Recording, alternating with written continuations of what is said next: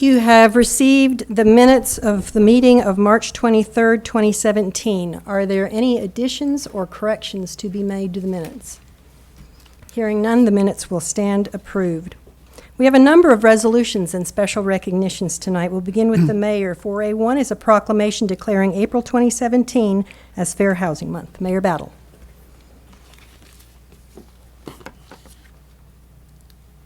Thank you, Madam President. If I could ask Michelle Jordan to come up, who is Director of Community Development and Director of City Planning. She wears many hats in the city.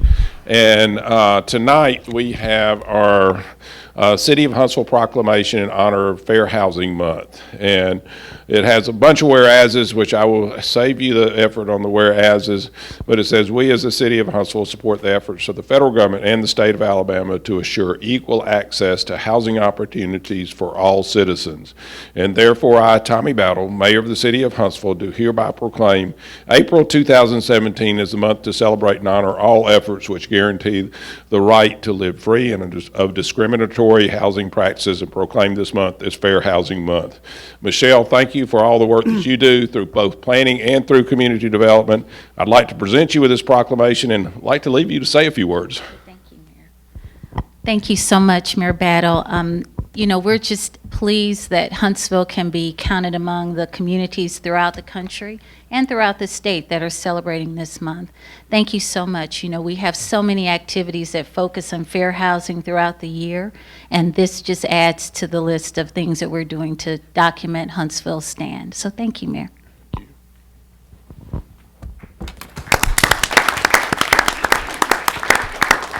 Thank you, Mayor Battle and Ms. Jordan. 4B1 is a resolution acknowledging Trent Hall for his heroic actions and selfless service to the community. Is there a motion to approve? Move to approve the resolution. Second. Second by Mr. Culver. All in favor? Aye. Any opposed? Thank you. Item 4B2 is a resolution. Madam President, is this going to be presented? Presentation. Oh, I'm If you sorry. mind. Thank I you was so much, looking Madam for you President. down there. Yes, ma'am. Councilman Keith is going to present. That is okay. Would you, if you don't mind, so Mr. Joe, would you come on program up? may change. Family, come on up as well. I always thought it was very important that we start off with the good news before we get to the tough stuff. I was made aware of this situation from the Colonel, John Olszewski, and he told me about the situation. And we immediately knew that this is something that needed resolution. And I think it would be very important to go ahead and point out, if my mother was here, she would start crying and yelling and doing the testimony, because I was one of those kids who had that crazy story that somebody was in the right place at the right time. So Joe will tell you the whole story, but I want to let you know on behalf of the city, we thank you for your actions and your selfless actions. And I want to say that we are recognizing you for who you are all the time. And we're just happy at the opportunity that we now know of moments you have changed somebody else's life. Yeah. Thank you, Councilman. It was a month ago, and if you tell anybody in the community that knows Trent that he was involved in this, in fact, a few people that I've mentioned it to, their response is, I'm not surprised. It was right before lunch. Trent was on his way to an inspection on Jeff Road, and he was witness to a vehicle hitting a gentleman who was directing traffic. There had been some sort of accident previous, and the gentleman was struck by a vehicle and thrown into a ditch.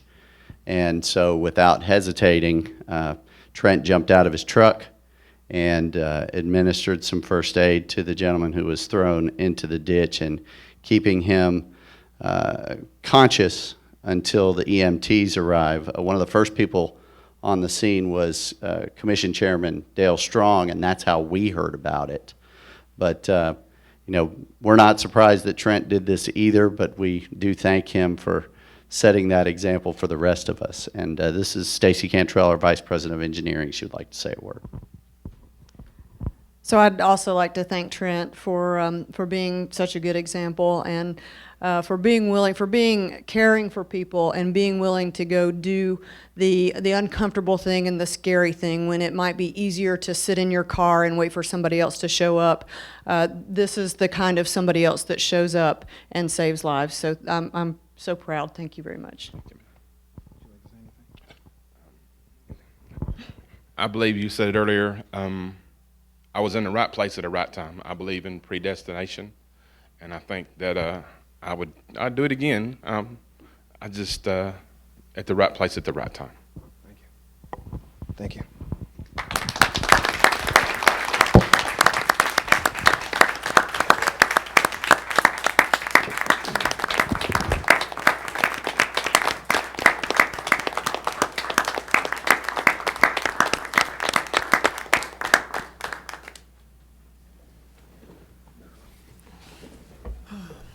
Mr. Hall is a hometown hero, and we're grateful that we could honor him tonight.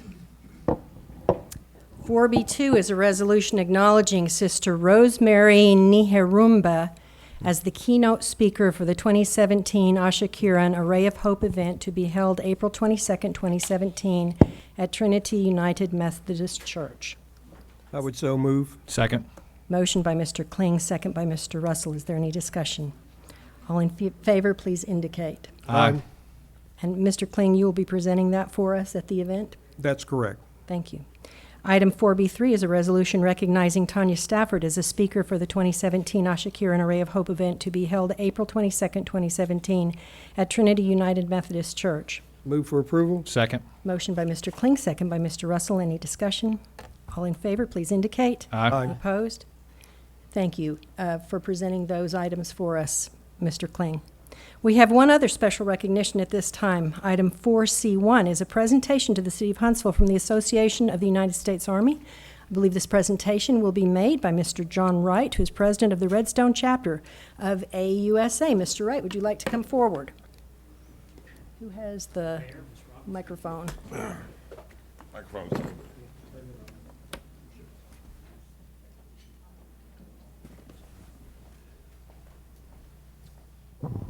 Check. Here, well, I'll get in the side here. On behalf of the Association of the United States Army, it's over nearly 75,000 members throughout the United States, the only association that represents all elements of the Army. And in particular, the Redstone Huntsville chapter, who have an extremely long history here in Huntsville. We have over now 2,500 members, thanks to the recent Global Force Symposium. We want to thank the City of Huntsville for its ongoing and enduring support of everything that you do in support of Team Redstone, in support of the Army in general, and in particular in support of the Association of the United States Army as we celebrate our veterans during Veterans Week, the upcoming Armed Forces Celebration Week, and the Army birthday, and all the many activities. So on behalf of the association, I'm very pleased to present the City of Huntsville this small token of our appreciation for everything you've done for the many, many years to keep our chapter the best chapter and everything that's going on. So there you are. Thank you Thank so you. much. Many people don't realize the importance of AUSA. AUSA helps put on many of the symposiums that we have. In fact, just did one last week that brings people into the community and lets people know about Huntsville and what Huntsville does. I think our goal this year, we're at 2,500, is to go to 5,000 members. Our goal is to go to 5,000, and AUSA, the Redstone chapter, has been chapter of the year for the past 12 of 13 years in the nation. So it is a nationally recognized AUSA chapter, and is the big chapters, in the big chapters, it has been the #1 AUSA chapter for 12 of the last 13 years. And John, thank you so much for the work that y'all do for our community. This small token doesn't ever measure up to what y'all do on a day-to-day basis. Thank you so much. Thank you. Thank you.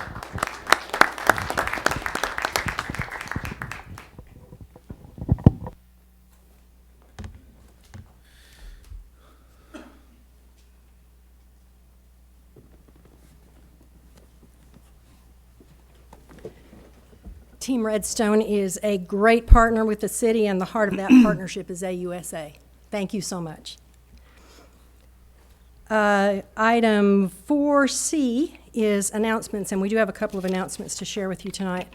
First announcement is that Councilman Bill Kling will hold a town hall meeting on Monday, April 17th at 6 p.m. at the Huntsville Public Library. A presentation will be made regarding parking in the hospital district. Residents of the hospital district are encouraged to attend. Also, there will be a special session of the City Council on April 20th, 2017 at 5:30 p.m. to consider time-sensitive contract actions brought by the administration. Following the special called session, Council will convene to conduct a work session in order to hear and discuss topics related to personnel policies and procedures and other topics as requested by City Council. And finally, we are excusing Councilman Keith tonight. He is going to be the city's representative at the Oakwoods UNCF banquet. We are very proud of the work that Oakwood does in our community, and we are grateful to Councilman Keith for representing us at that event.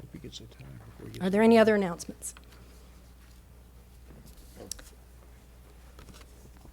Another announcement.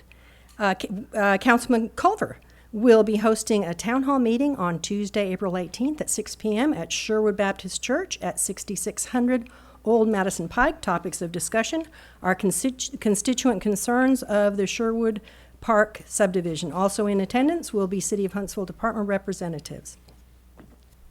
Thank you, Councilman Culver, for letting us know about that. Any other announcements? We have no business with outside legal representation. That brings us to item 6, public hearings. 6A, public hearings to be held. 6A1 is a public hearing on a resolution authorizing the city clerk-treasurer to assess the cost for demolition and cleanup of a public nuisance at 101 Whitney Avenue Northeast, Huntsville, Alabama. Is there, Ms. Jordan? Thank you, Dr. Robinson. The attached resolution authorizes the assessment for the cost of the demolition and removal of debris for this property. The total cost was $8,677.66. The property owner was made aware by first-class certified mail about this assessment and did not pay, so we're before you tonight. Very good. Is there anyone here who wishes to comment on this matter? Is there anyone here who wishes to comment? Hearing none, the public hearing is closed. Is there a motion to approve? I move to approve. Second. Motion by Mr. Kling, motion by Mr. Russell, second by Mr. Kling. Is there any discussion? All in favor, please indicate. Aye. Any opposed? The motion carries. Item 6A2 is a public hearing on a resolution authorizing the city clerk-treasurer to assess the cost for demolition and cleanup of a public nuisance at 2145 Maderas Road, Northwest Huntsville, Alabama. Yes. Ms. Jordan. Dr. Robinson, this resolution authorizes the assessment for the cost to demolish and remove debris for this property. The total cost was $13,391.54. Again, the property owner was made aware of this assessment and didn't pay, so we're before you tonight. Is there anyone here who wishes to comment on this item? Is there anyone here who wishes to comment? Hearing none, the public hearing is closed. Is there a motion to approve? I move to approve the resolution. Second. Motion by Mr. Russell, second by Mr. Culver. Is there any discussion? All in favor, please indicate. Aye. Any opposed? Motion carries. Item 6A3 is a public hearing on a resolution authorizing the city clerk-treasurer to assess the cost of the boarding and securing of certain properties. Ms. Jordan. Yes, Dr. Robinson, this resolution authorizes the assessment for boarding 3 properties, 2 on one location on 8th and the 3rd on Hood Road. The total cost for this boarding and securing activity was $738.54. Is there anyone here who wishes to comment on this matter? Is there anyone here who wishes to comment? Hearing none, the public hearing is closed. Is there a motion to approve? I move to approve the resolution. Second. Motion by Mr. Russell, second by Mr. Kling. Is there any discussion? All in favor, please indicate. Aye. Any opposed? Motion carries. Item 6A4 is a public hearing to hear and consider all objections or protests, if any, to the proposed removal of a swimming pool nuisance at 29611 Laura Ridge Drive Northwest, Harvest, Alabama. Ms. Jordan. Yes, Dr. Robinson, on the 23rd day of March 2017, the City Council passed a resolution declaring that a public nuisance existed at 29611 Laura Ridge Drive Northwest in Harvest. That is, of course, in the city of Huntsville. This property is kind of unique. There was a home on the property. It burned down, so the home was removed, but the swimming pool was not. So we're before you tonight in 2 separate actions. One, to have the public hearing declaring this a public nuisance and then approving the abatement of the pool. Thank you, Ms. Jordan. Is there anyone here who wishes to comment on this matter?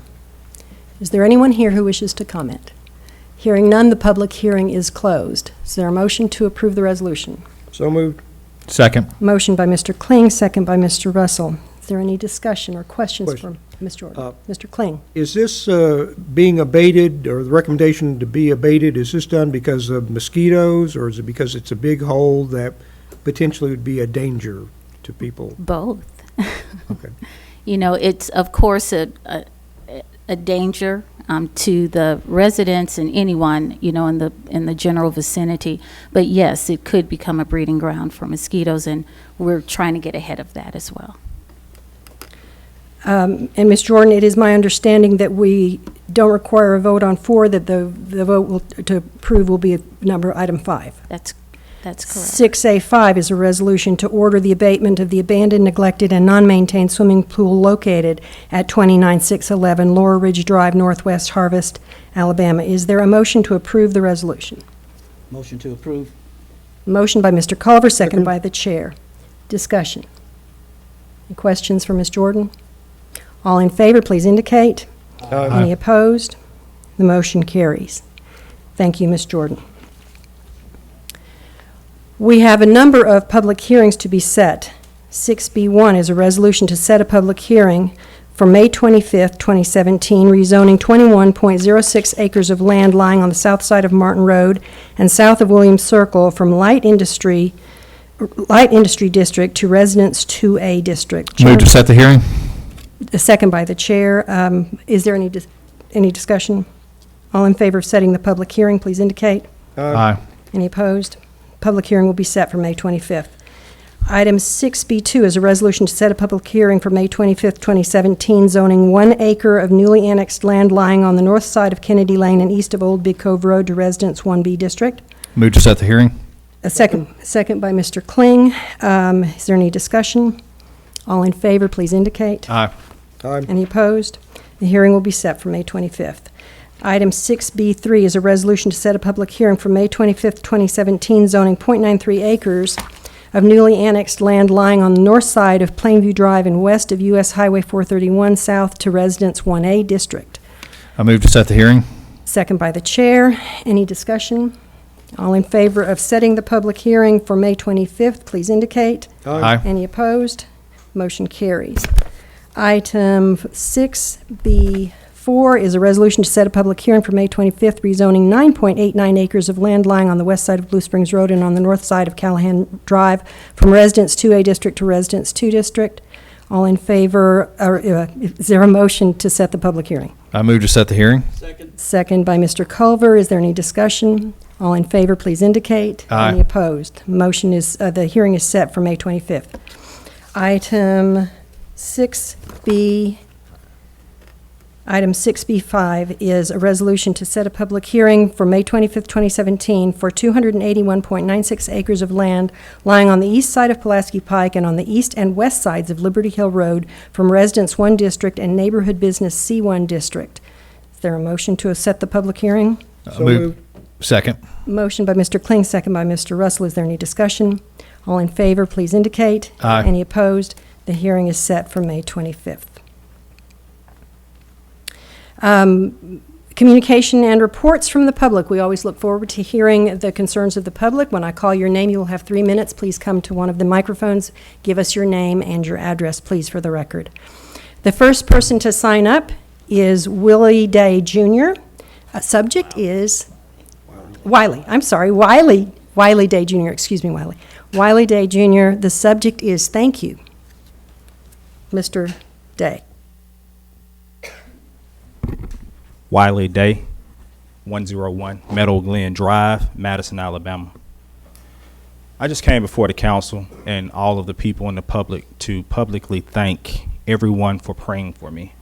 About 2 weeks ago, I almost lost my life. Actually, 2 weeks ago to this day, I almost lost my life at my home by electrocution. But by the grace of God and prayers and people that have been pushing, I've been able to stay around. I wanted to come and thank Devin Key and Councilman Culver. He didn't want to leave the hospital. That lets me know the type of people that we have that watch over us, the citizens here in Huntsville. So I didn't want that to not go on. I only had 3 minutes, so I don't want to really get into the details of what happened. But council, I do want to serve the school system, going out talking to the children about the awareness of charging electronic devices overnight while asleep. I think it's very important that children should know about the dangers of it and what happened and what could happen. So if there's anyone that I can be pointed to talk with about that so that I can do that, I would be greatly appreciated for that. But again, today is just to thank you guys for praying, for sending me cards, Facebooks, all that good stuff. I love the city of Huntsville. I am a native, been here all of my life. A couple of you know my father. But I just wanted to thank you publicly, so I really appreciate it.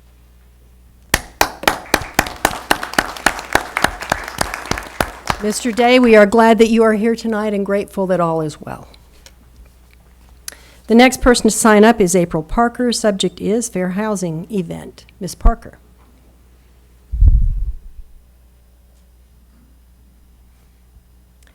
My name is April Parker. I reside at 2811 Stepper Street, Owens Crossroads, Alabama 35763. Thank you. Hello, Mayor Battle and Council and all those in attendance. Thank you for the opportunity to speak this evening. As was stated, my name is April Parker, and I am the president of the newly rechartered Huntsville chapter of the National Association of Real Estate Brokers. Here with me this evening is Kathy Mann, our past president of Huntsville Area Association of Realtors. Did you know that while home ownership among Americans is at a 30-year low, black home ownership is another 20 points below the national average? Or that in 2014, home purchase loan denial rates for blacks were double than that of non-Hispanic white applicants? These facts and many others will be shared at an upcoming event that NARAP Huntsville is presenting with the proud partner of the Realtors and local sponsors. You'll find at your seats a flyer about this event titled State of Housing and Black America with a Huntsville focus. We definitely welcome subject matter expert Mark Austin to present the findings of the 2016 State of Housing and Black America report. This presentation is meant for local stakeholders, including policymakers such as yourselves, to better understand the challenges facing people of color when they desire to become homeowners.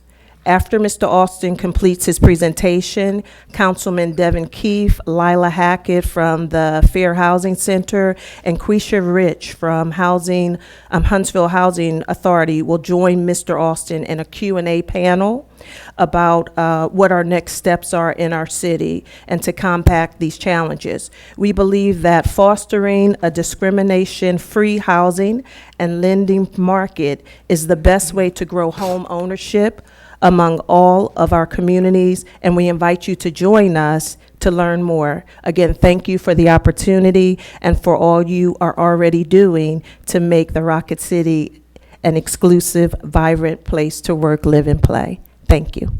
Thank you, Ms. Parker. The next person to sign up is Jackie Reed. The subject is government issues.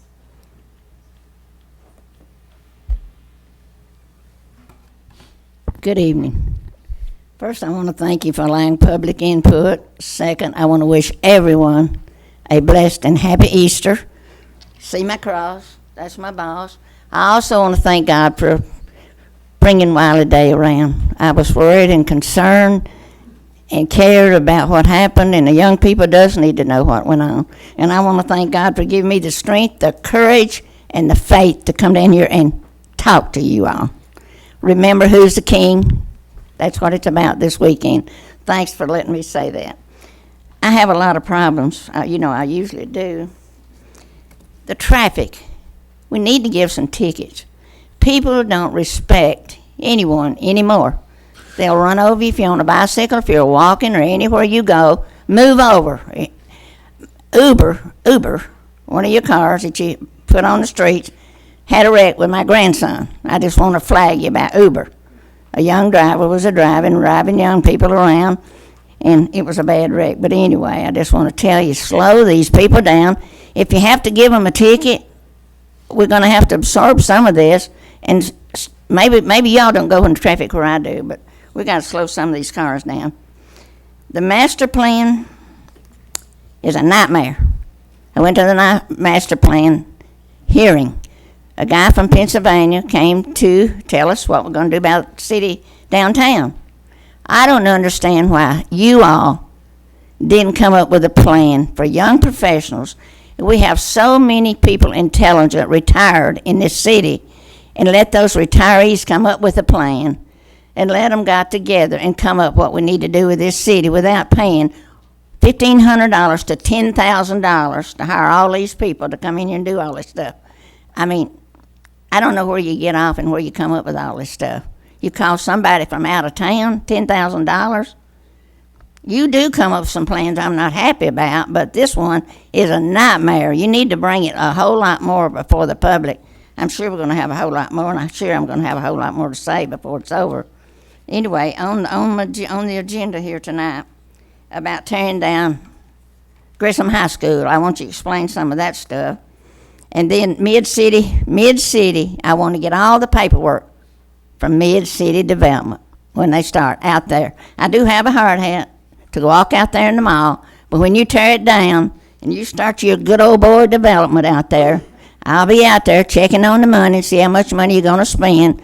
But I do want the paperwork from Mid-City developers out there. I'll be back. Thank you. Mayor Battle, Ms. Reed has raised a couple of issues that you might want to address.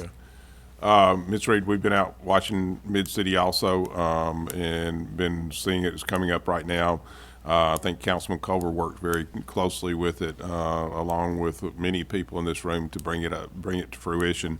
Today, it's now becoming we're rejuvenating a mall area that was basically a dead mall area. It was on deadmalls.com, which was a website, which is not a good website to be on.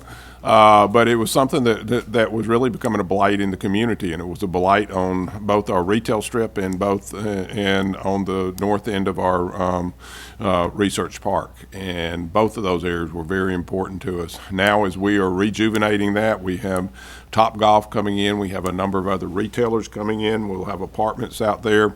We'll also have offices out there. And as we put those in, the reason that we're doing that is to put an urban environment that does attract the millennials. Portions of those urban environments attract millennial workers who can live, work, and play in the same area. They can work in Research Park. 27,000 people work in Research Park. They can live in the Mid-City area. They have recreation areas, which we are putting in, which are parks and recreation areas. But they also have areas that they can go and eat, and they can play golf at Topgolf and do things like that. The reason that we are doing that, and the whole reason is to redevelop that corridor and make sure as we redevelop Research Park, that Research Park stays viable for years and years and years. It's a 50-year-old park. And as a 50-year-old park, there comes a time for revitalization. We are revitalizing it and the corridor. So it is one of those projects that I think it was very hard to get to the finish line on. It was very hard to get done, but it has proved to be a great project. We were out there last Wednesday watching the large dump trucks work and the cranes and the bulldozers. Our grandson George was with us, who is 2 years old, and he liked to watch the trucks, and he would point at them and go, truck, truck, truck, as the trucks came across, and it was very educational for him. But they have worked very hard to move very fast on that, so that we can have something that is an asset to the city there, rather than something that is blight on the city. So we're trying to make sure that is what we do with the properties in the city. As I said, that was one of the hardest projects that we have done, and by being able to do it, we're able to revitalize, rejuvenate an area that many people didn't think was possible. If you look in Birmingham, they have Century Plaza, which is a see-through mall, which is a blight on their area. and nobody is in that. If you look in Montgomery, you can go down to the South Beltline area, the southern bypass, and you will see malls that are empty, malls that are dead, and blighted areas. If you go down to Mobile and go down the I-65 corridor coming into Mobile, you will see malls that have passed their useful life and that are dead and see-through malls and are blights on communities. And we have been trying to make sure that that does not happen in this community. So thank you for your questions. I just want to make sure that we get back with you and give you the answers to why and what we did there. Thank you, Mayor Battle. Mr. Cole. Chime in just a second. Thank you, Madam President. Just to kind of piggyback off what Mayor Battle has already said, this Mid-City project, which is my baby, I take responsibility for that, along with all of my colleagues and other elected officials in the city of Madison and Madison County and the state legislature. But that whole corridor going west on University Drive, really, right there about where Aldi's is located near Sparkman Drive, was dying. And it wasn't just there, it went all the way up to the top of the hill to where Target's located. There have been businesses that have begun their exodus from those areas, but not for Mid-City.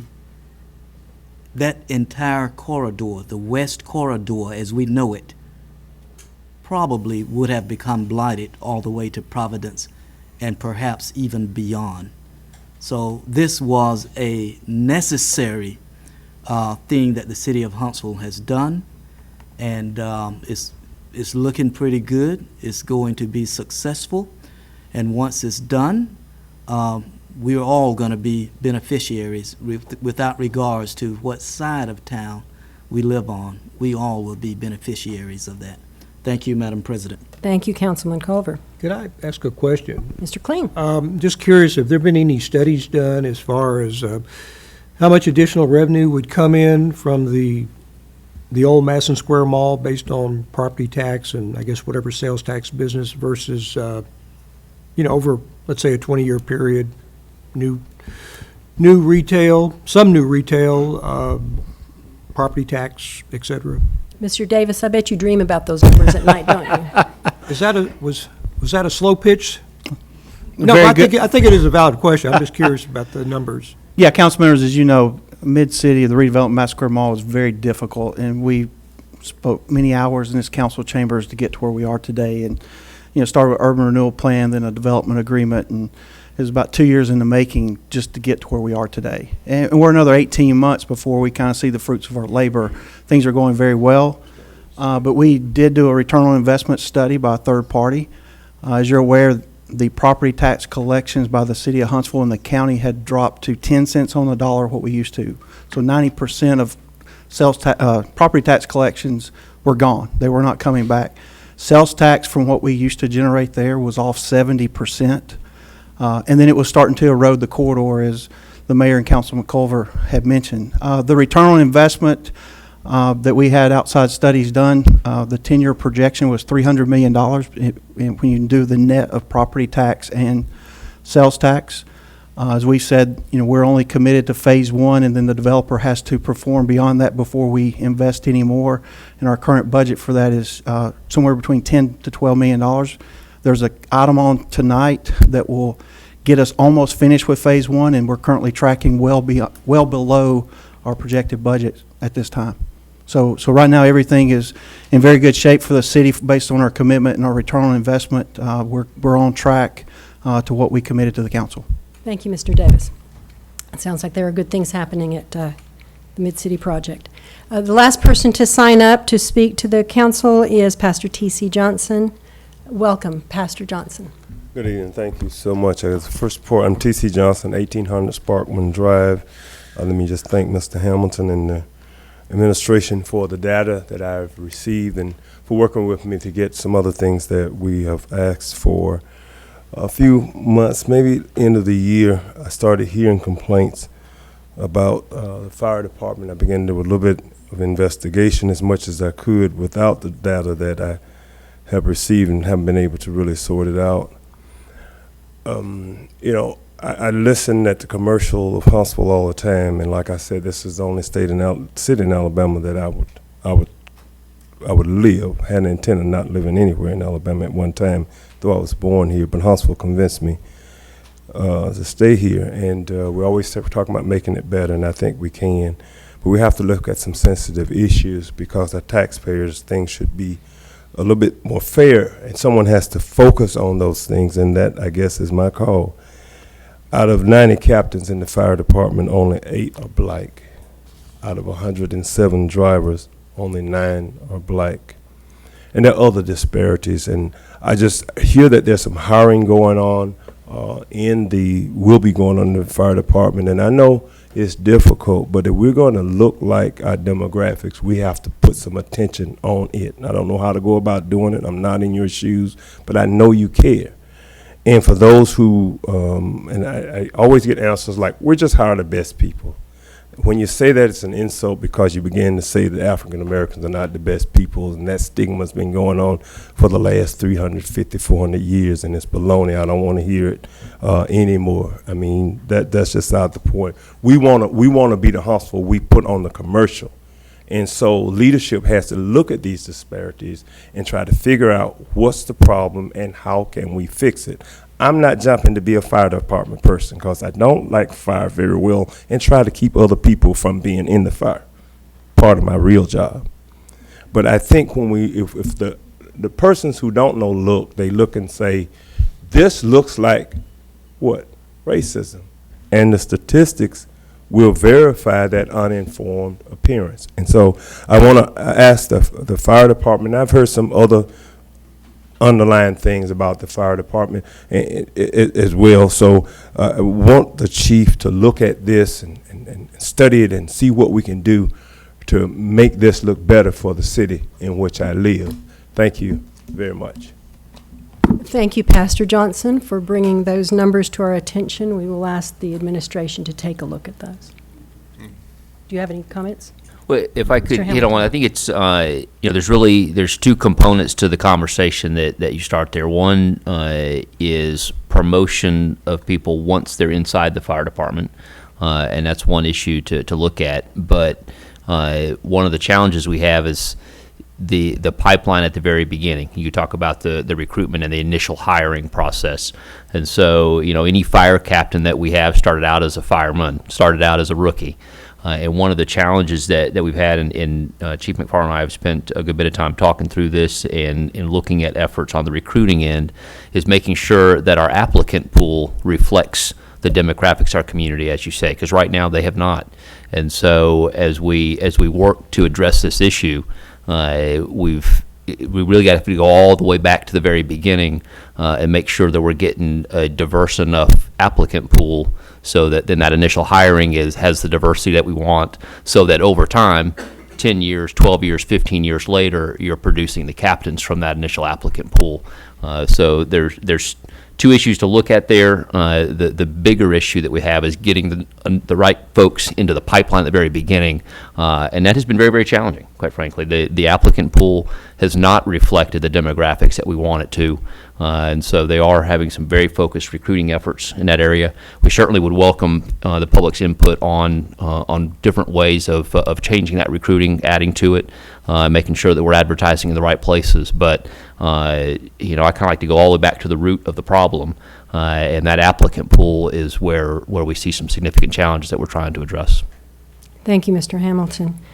That concludes communications from the public. We will move on to Huntsville Utilities items. There is one item, item 8A, is a resolution authorizing the approval to purchase and install radios for the downtown dispatch center. Motion to approve. Motion by Mr. Culver, a second by the chair. Mr. Joe Gertis from Huntsville Utilities is with us tonight. Mr. Gertis. Thank you, Madam President. Joe Gertis, Huntsville Utilities. This is for basically the revamping of our downtown dispatch center in our main building. This is not just radios, it's also the installation and all the equipment that accompanies those radios and their capabilities. Price on this item is $105,073. Council members, are there any questions for Mr. Gertis or any discussion? Yes. Mr. Dr. Culver. Robinson. And thank you, Madam President. Mr. Gertis, So are these also 800 megahertz radios?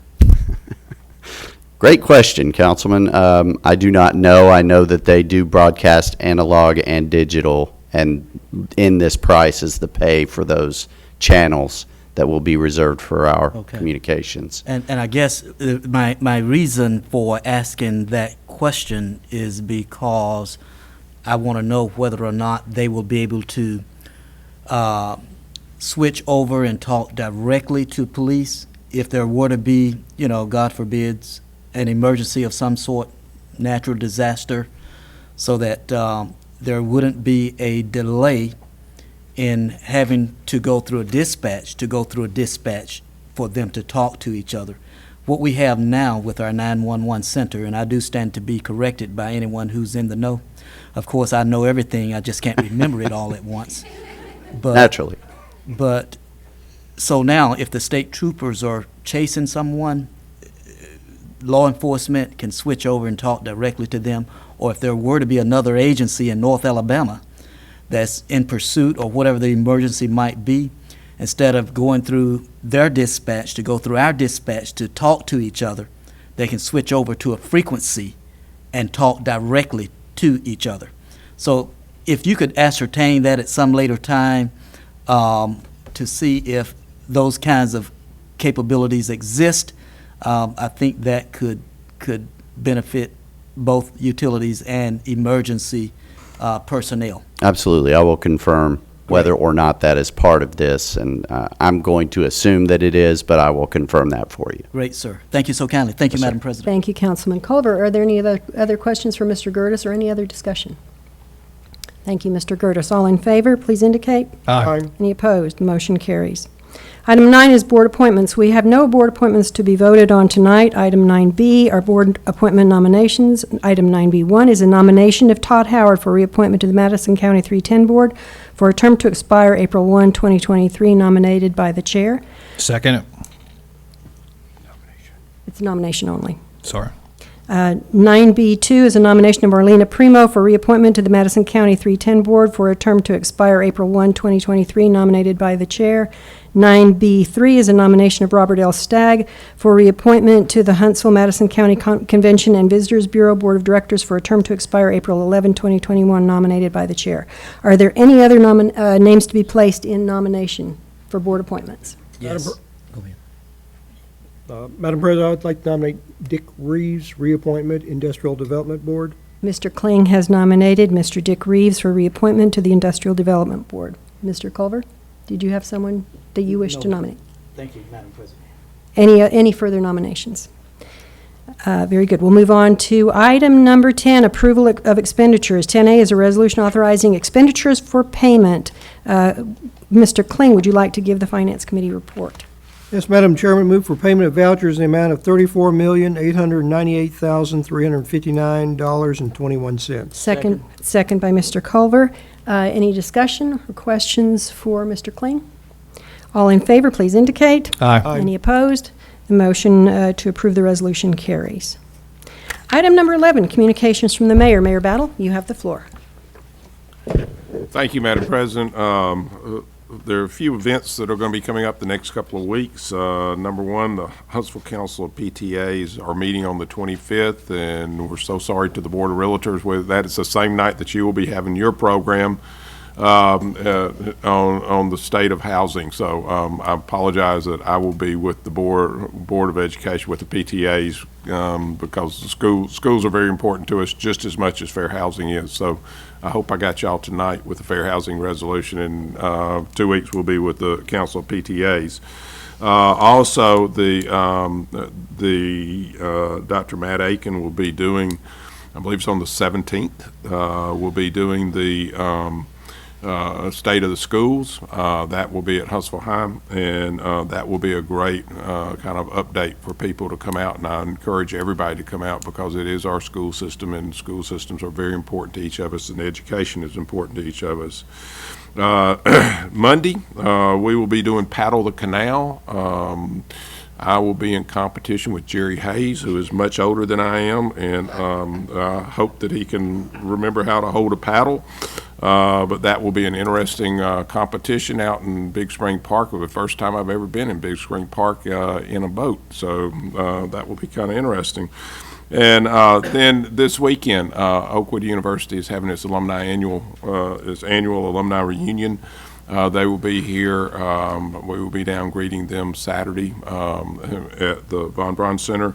And tonight is the night for the UNCF banquet where Devin Keith is gone. If we finish up early enough, I'll go over to catch the entertainment part of it and to be with the folks at the UNCF banquet. You know, this is the period of Easter, and period of Easter in our religion is a period of resurrection. It's a period of starting over. It's a period of going through some very darkness and coming out into some bright times.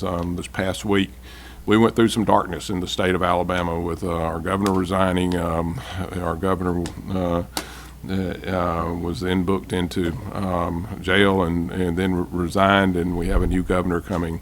And maybe this is much like the Easter period. This is part of us coming from a dark period to a very light period, and we would hope that the state could work together and could pull together, and all of us pledge our efforts in pulling together to bring the state back to where we need to be.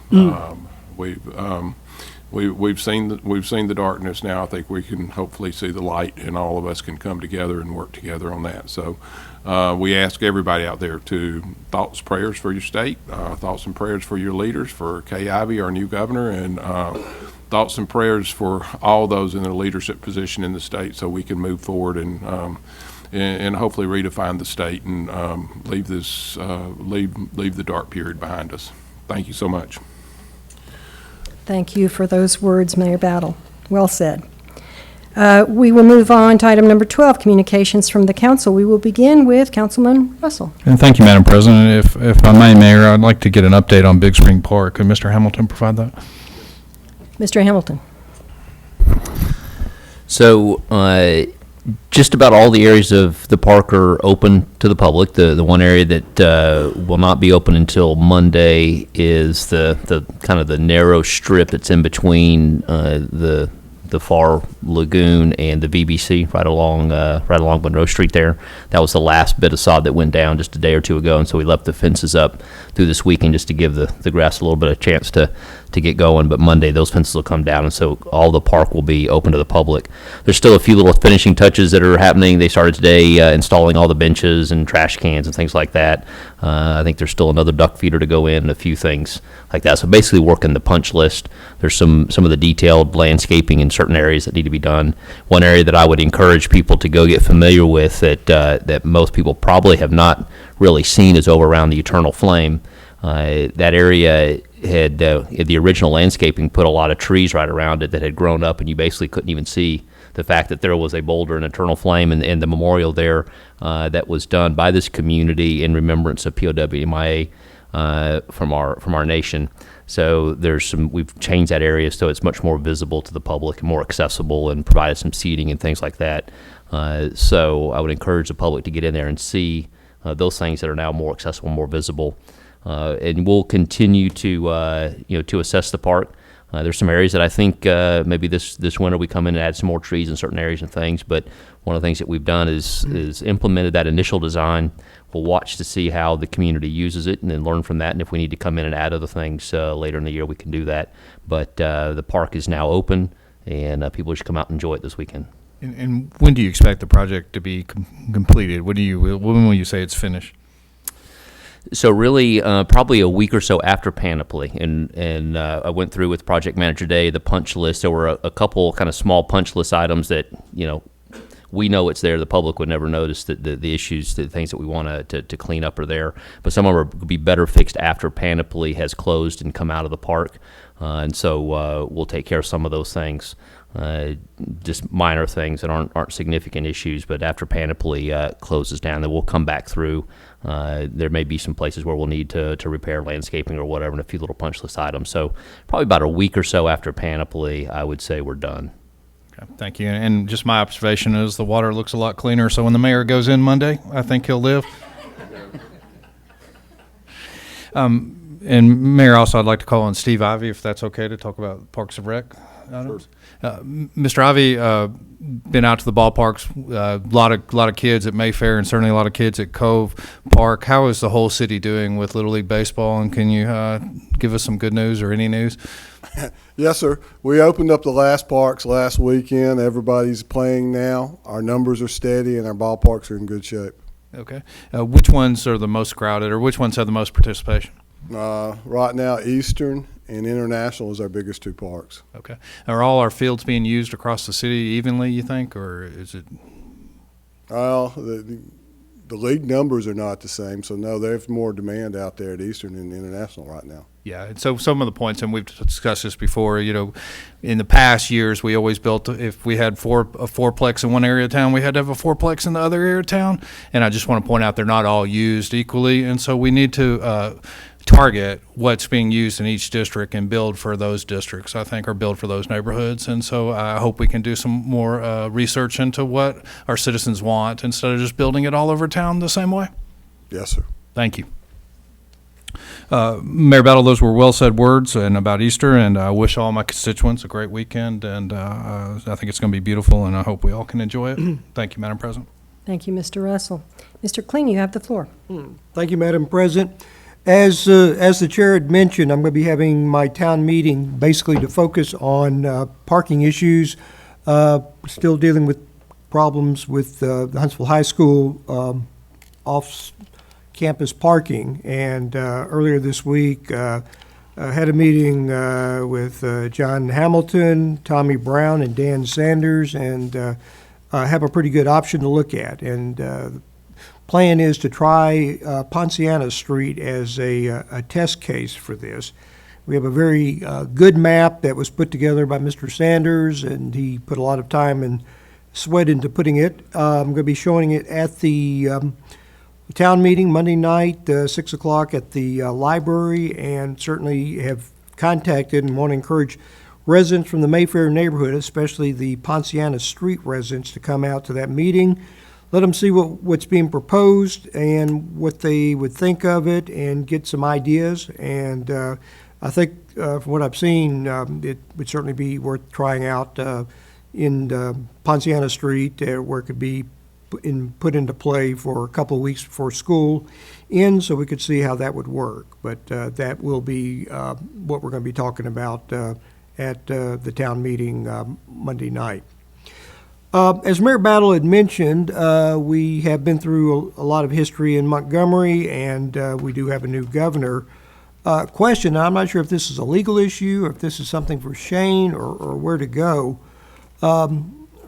We have the road package that we had set up with Governor Bentley. And I guess I need to find out, with that $250 million 5-year plan, how is that going to be impacted by a new governor coming in?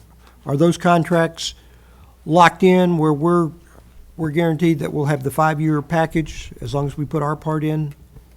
Councilman Kling, as you may recall, the Restore Roads project gets renewed, that contract between the state of Alabama and the city of Huntsville annually. It was brought before City Council. I don't remember the exact date, but it was September of October last year. So our current contract is valid till that time, and late this fall or early fall this year, as we have prior years, bring you a renewal of that. Our current indication from AlDOT, and it's only been a few days, but currently, I know Governor Ivey has yesterday committed all current economic development projects going on in the state that she confirms and supports any offers that's currently been made, and we feel like the AlDOT funds will do the same. Okay, so you basically have a comfort level as long as we keep doing our part, which I'm assuming that we would still do. The state would do their part to match. Is that? Yes, sir. Okay. Thank you. Mr. Madam Kling? President, that's all I have. Just hope everybody has a good and safe Easter. Thank you. Thank you, Councilman Kling. Councilman Culver, the floor is yours. Thank you, Madam President. Just to kind of ditto what our president has already said, as you know, we're having a town hall meeting Tuesday, April 18th, 2017 at Sherwood Baptist Church, 6 o'clock p.m. This is actually our first town hall meeting for this year. We did one in December with Williams Middle. I was trying to save it to January, but December was the best time to do it based on availability. We will be discussing topics concerning our constituents. We're looking at, Mayor, whether or not we want to do a boulevard or just resurface that road at some point in time when it qualifies. I'm sure it probably does already, but just a lot of concerns that neighbors have. We will also have a town hall in at Waltrana Baptist Church, and I'll get back with you on a date in May.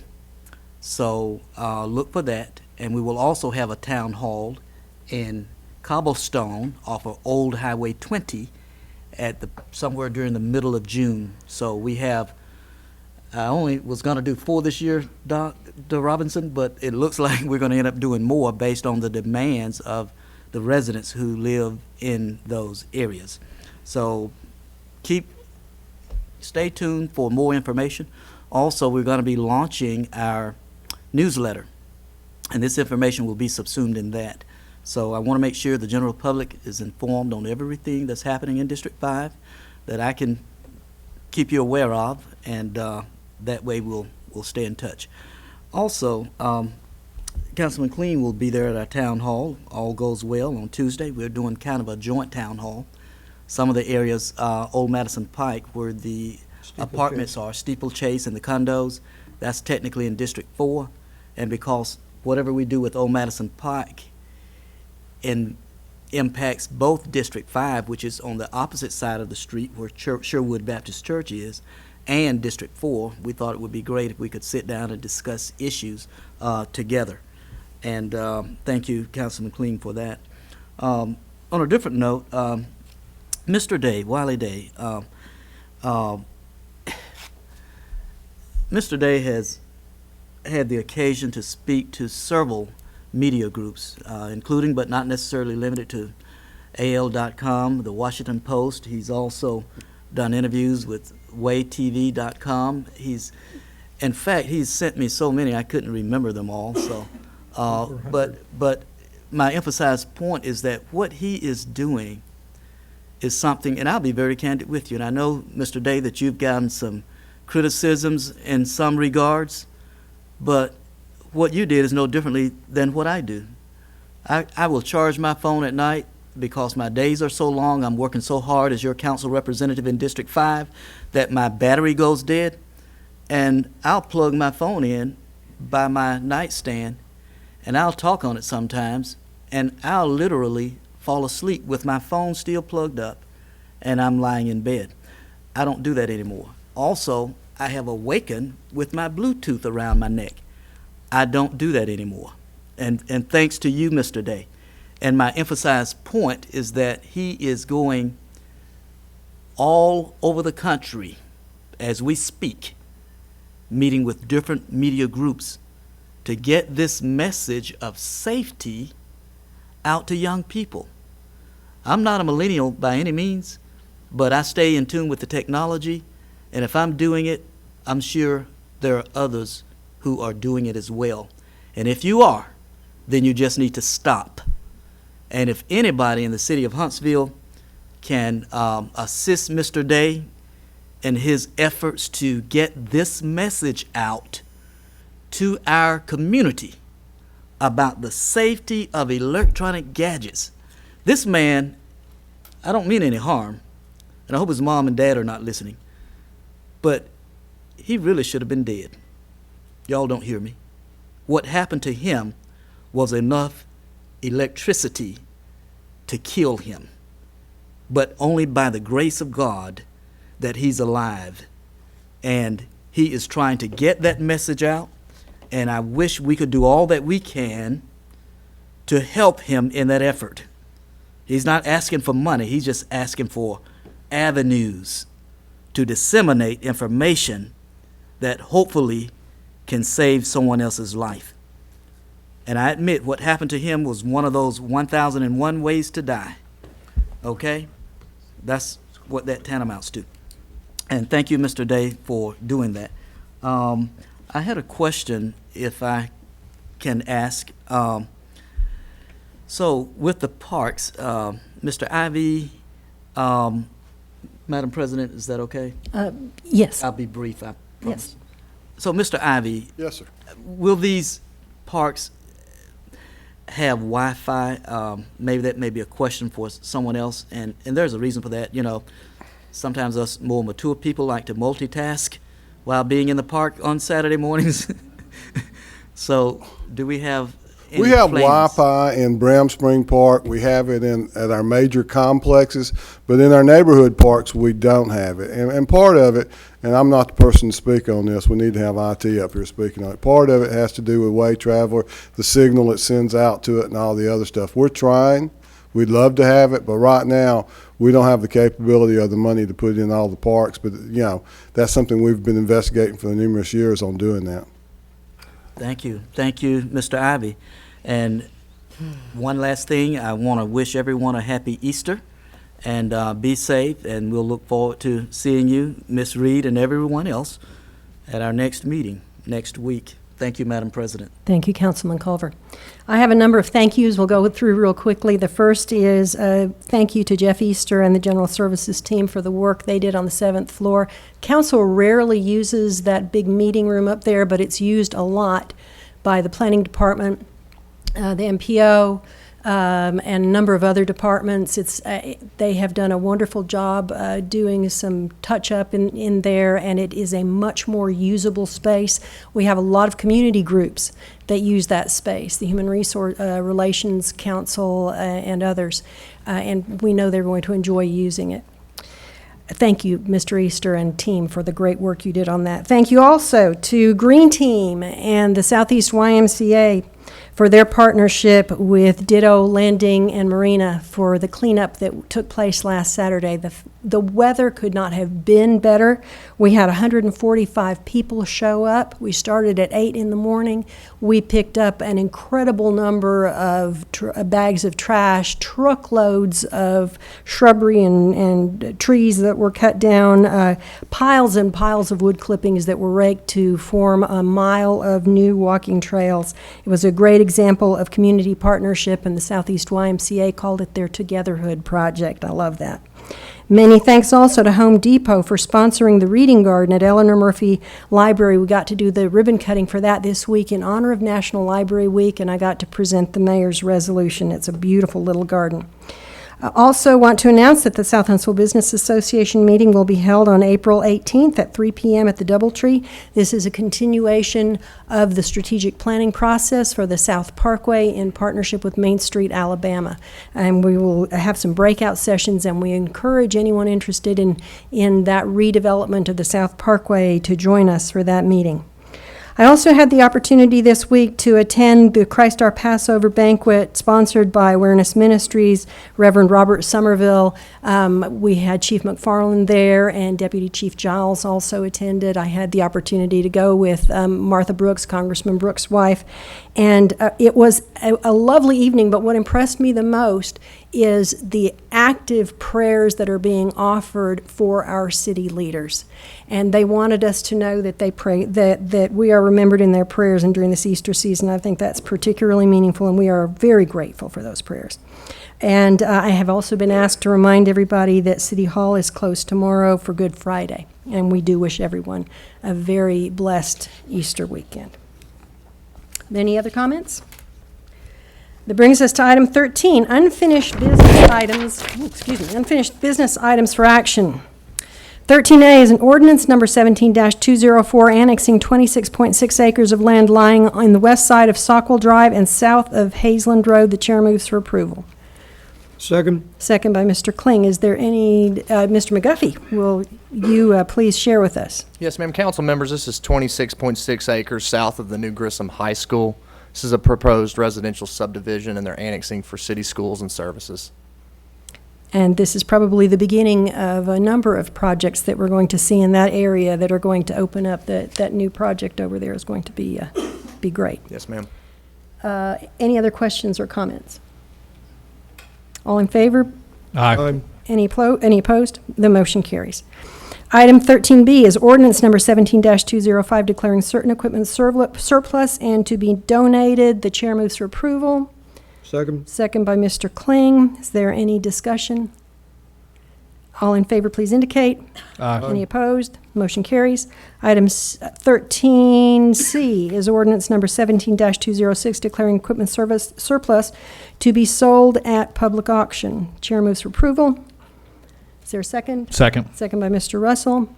Questions or comments? All in favor, please indicate. Aye. Any opposed? The motion carries. Item 14, new business items for introduction. The following items will be considered at our April 27th meeting. 14A is an introduction of an ordinance declaring property as surplus and authorizing donation of said property to Ken and Diana Golden. Item 14B is the introduction of an ordinance concerning the annexation of 79.86 acres of land lying on the north side of Indian Ridge Drive and east of Ditto Landing Parkway. 14C is introduction of an ordinance declaring certain equipment surplus to be sold at public auction. 14D is an introduction of an ordinance concerning the annexation of 14.22 acres of land lying on the north side of Buford Drive and west of Old Big Cove Road. 14E is an introduction of an ordinance concerning the annexation of .99 acres of land lying on the north side of Kennedy Lane and east of Old Big Cove Road planning. Again, those items will be considered at our April 27th meeting.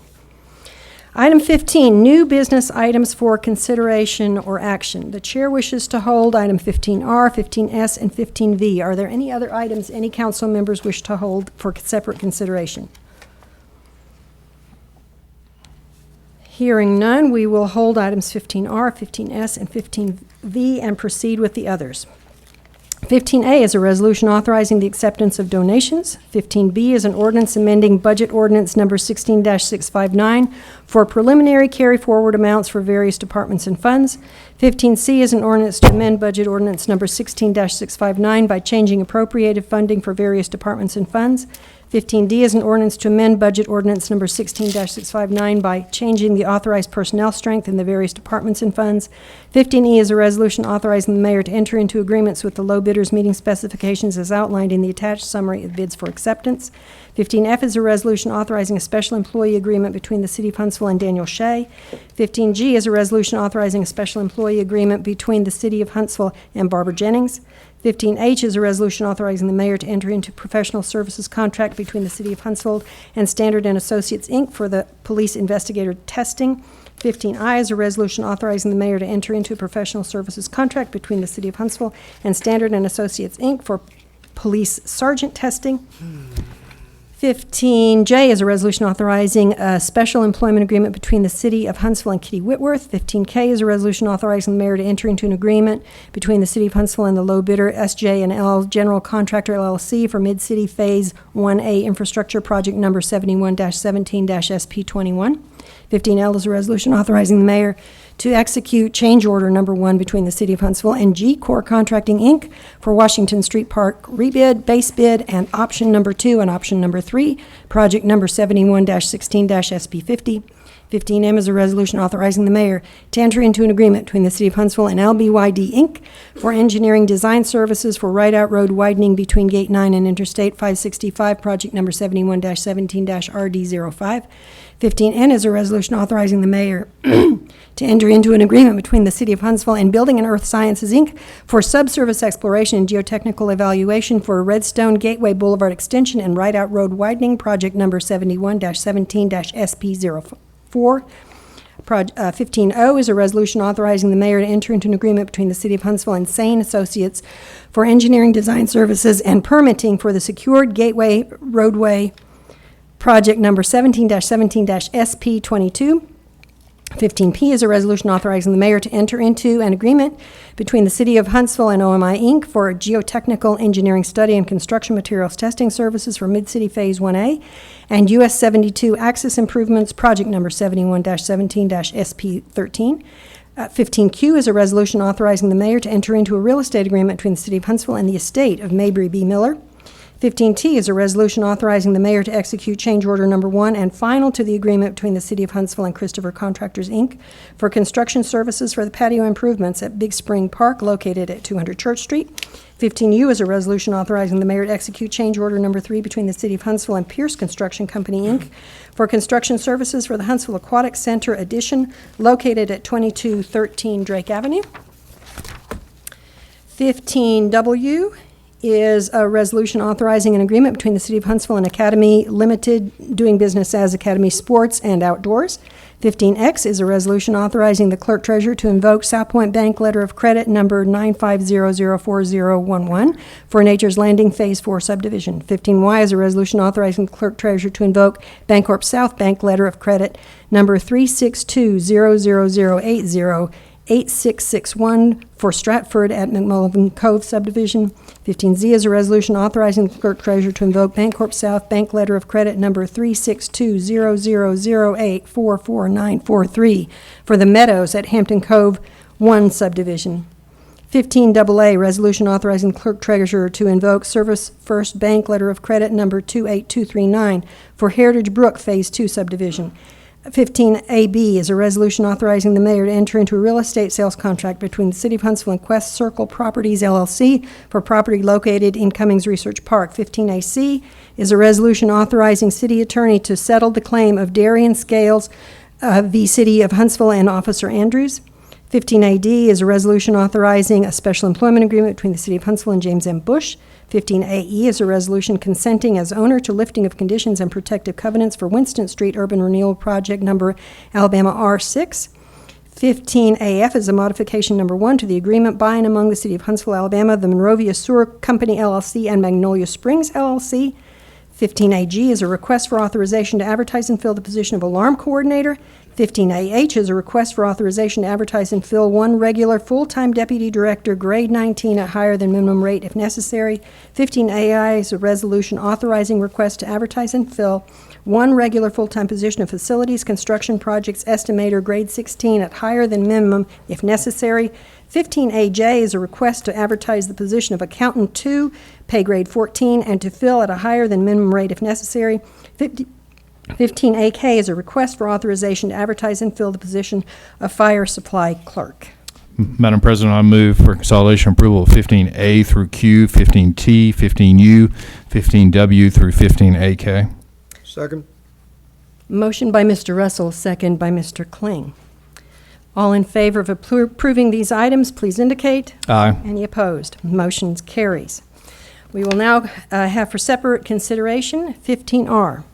15R is a resolution authorizing the mayor to enter an agreement between the City of Huntsville and Foresight Incorporated for engineering services for the Grissom High School campus and site redevelopment located at 7901 Bailey Cove Road. The chair moves for approval. Second.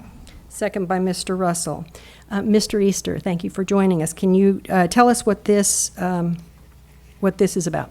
Yes, I can. This is a design and engineering contract to continue the efforts of the master plan for the Grissom High School.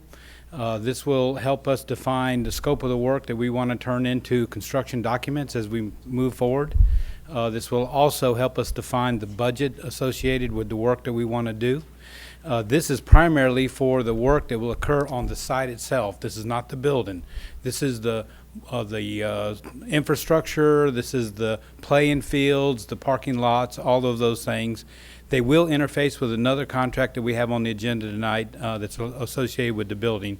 But this will give us not all of the construction documents. But what's important about this is we have been able to move forward and advance this contract early to try and get some of this work done prior to the original schedule and prior to actually receiving the building from the school board.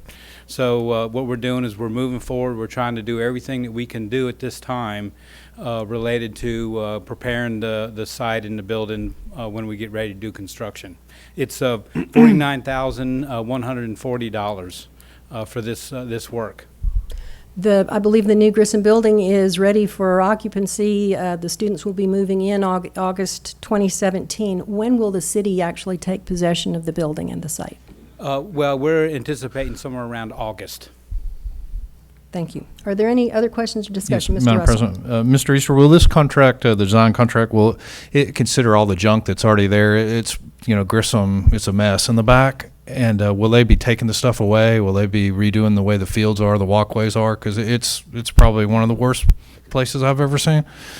Mr. Hamilton. I can talk to that. So in terms of the outdoor athletic spaces, so which was basically everything behind the building. You can't really see it from Bailey Cove. The vision right now, and there's still master planning work to be done, and there's an approval process on those things through LC&E and others. But right now, our expectation is the existing football practice field will remain in that configuration, probably used predominantly for soccer and lacrosse. The existing soccer field would also stay in that configuration again, stay used for soccer and lacrosse. Right now, just based on it, kind of go into the discussion you led earlier about assessing where the demand is for certain types of sports. Our assessment is that the baseball and softball field there are really probably better converted to multi-use fields where you can do more soccer and lacrosse. And so in terms of the acreage that's available there, you have the ability to have 4 such fields laid out. You also can use that multi-purpose field for other things. We have we have frisbee football, we have ultimate frisbee, we have kickball leagues, those kind of things could also use those type of fields. So we think reconfiguring a couple of those fields gives us a lot more flexibility, and a lot more sports could be accommodated on the campus itself. You talk to the buildings. There are quite a few small buildings that have been erected over time. Most of those will go away. We have offered to, because most of those were actually paid for and built by the booster clubs from the school. They weren't necessarily built by the school system itself. We have communicated with the school system as well as with those booster clubs directly that if those buildings, if they have the ability to move them and if they want them, then we'll work with them, that those that we intend to get rid of, give them the opportunity to move those and reuse them elsewhere. Not sure yet if they'll do that. There are some of the buildings, like there's a very good batting cage complex, indoor batting cage, that we would expect we would keep, and it would be available for teams and clubs and things to use in that configuration. So we'll do an assessment building by building of whether or not it really has utility for the Parks and Rec program. And if it does, we'll keep them. If they're not useful, then we'll get rid of them and clean the area up. There is some space back there that we need to expand parking a little bit. The master plan that Foresight's working on for us does contemplate that road network and the entry and exits and things, because obviously there's going to be increased traffic back through that area. So this contract will help us resolve those things, but really get more directly at your specific question. Yeah, there's a number of things about the athletic complex that will change over time. Because it's very hard to get to the football practice field in the back. Correct. And our citizens will really struggle to get back there. Yeah, we expect, there's not a lot of space. We expect that, the road that's there really would best accommodates one-way traffic, and we have the ability to connect it all the way through to do that, and then probably make some space where you could do like nose-in parking along a one-way street. We think it's probably going to be the best configuration for that. Okay, thank you. This is, if I may say, this is a long-awaited project. There's a lot of excitement in the community about it. Foresight has already done a concept plan for the site, and just that concept plan has gotten a lot of excitement. One of the things that was on that concept plan was to make the what will be the community complex very walkable. Right now, if you try to walk to Grissom from those houses right behind it, you can't do that. You have to go out to one of the streets on the side and drive to Bailey Cove to get to the school. The concept plan had, I believe, 5 walking trails that cut back into the neighborhood and also connected with one of the land trust trails on Blevins Gap. So that will, I'm assuming that will also be part of the plan. Yes, basically this contract will take that master plan and further define the scope of the work for the bid documents and take all that into consideration. I think the community is really, really excited to see that final plan and realize that this is going to become a reality very quickly. Very quickly, yes. Thank you, Mr. Easter. Any other questions or discussion? All in favor of approving the resolution, please indicate. Aye. Any opposed? Motion carries. Item S is a resolution authorizing the mayor to enter an agreement between the City of Huntsville and EDT THA Architectural and Engineering Services for the demolition and renovation of Grissom High School located at 7904 Bailey Cove Road. The chair moves for approval. Second. Second by Mr. Russell. Mr. Easter, could you please talk about this? Yes, I can. This contract goes concurrent with the contract we just discussed, except for this is primarily focused on the building itself. As you know, we're going to be demoliting a lot of the building, the school itself, to make room for the library. So this contract is going to do all the design and engineering work associated with being able to cut the building in half and then keep all the systems operating for the area that we're going to keep. This is going to be a very complex part of the project, probably the most complex part of the project right here. And and we're also getting started early on this one. We do have some limitations. The school, as you know, is still occupied by the school board. It's going to be harder to get in there and do some, look at the building and look at some systems. But the school board has agreed to work with us and allow us into the building and start doing some of this work. So I appreciate them helping us with that. The contract amount is $290,710. And just to clarify, these architectural services are only for the demolition and for sealing up the building and beginning the process of working with the auditorium, the lunchroom, those areas, and the gyms. It's not the architectural contract for the library. That is correct. This is totally independent. This contract is only looking at the school itself specific. The architectural contract for the library is under another firm. So we actually have about 3 or 4 different firms all working together concurrently on this project. And as I understand it, Arts Huntsville has acquired a couple of grants that they're going to be using to help in that renovation process. That is correct. I'm assuming you'll be working with them and getting their input. That is correct. That's will be used for their specific area that they will be using of the building. And Arts Huntsville is going to take over that performing arts area and manage that because they're in that business and we're not.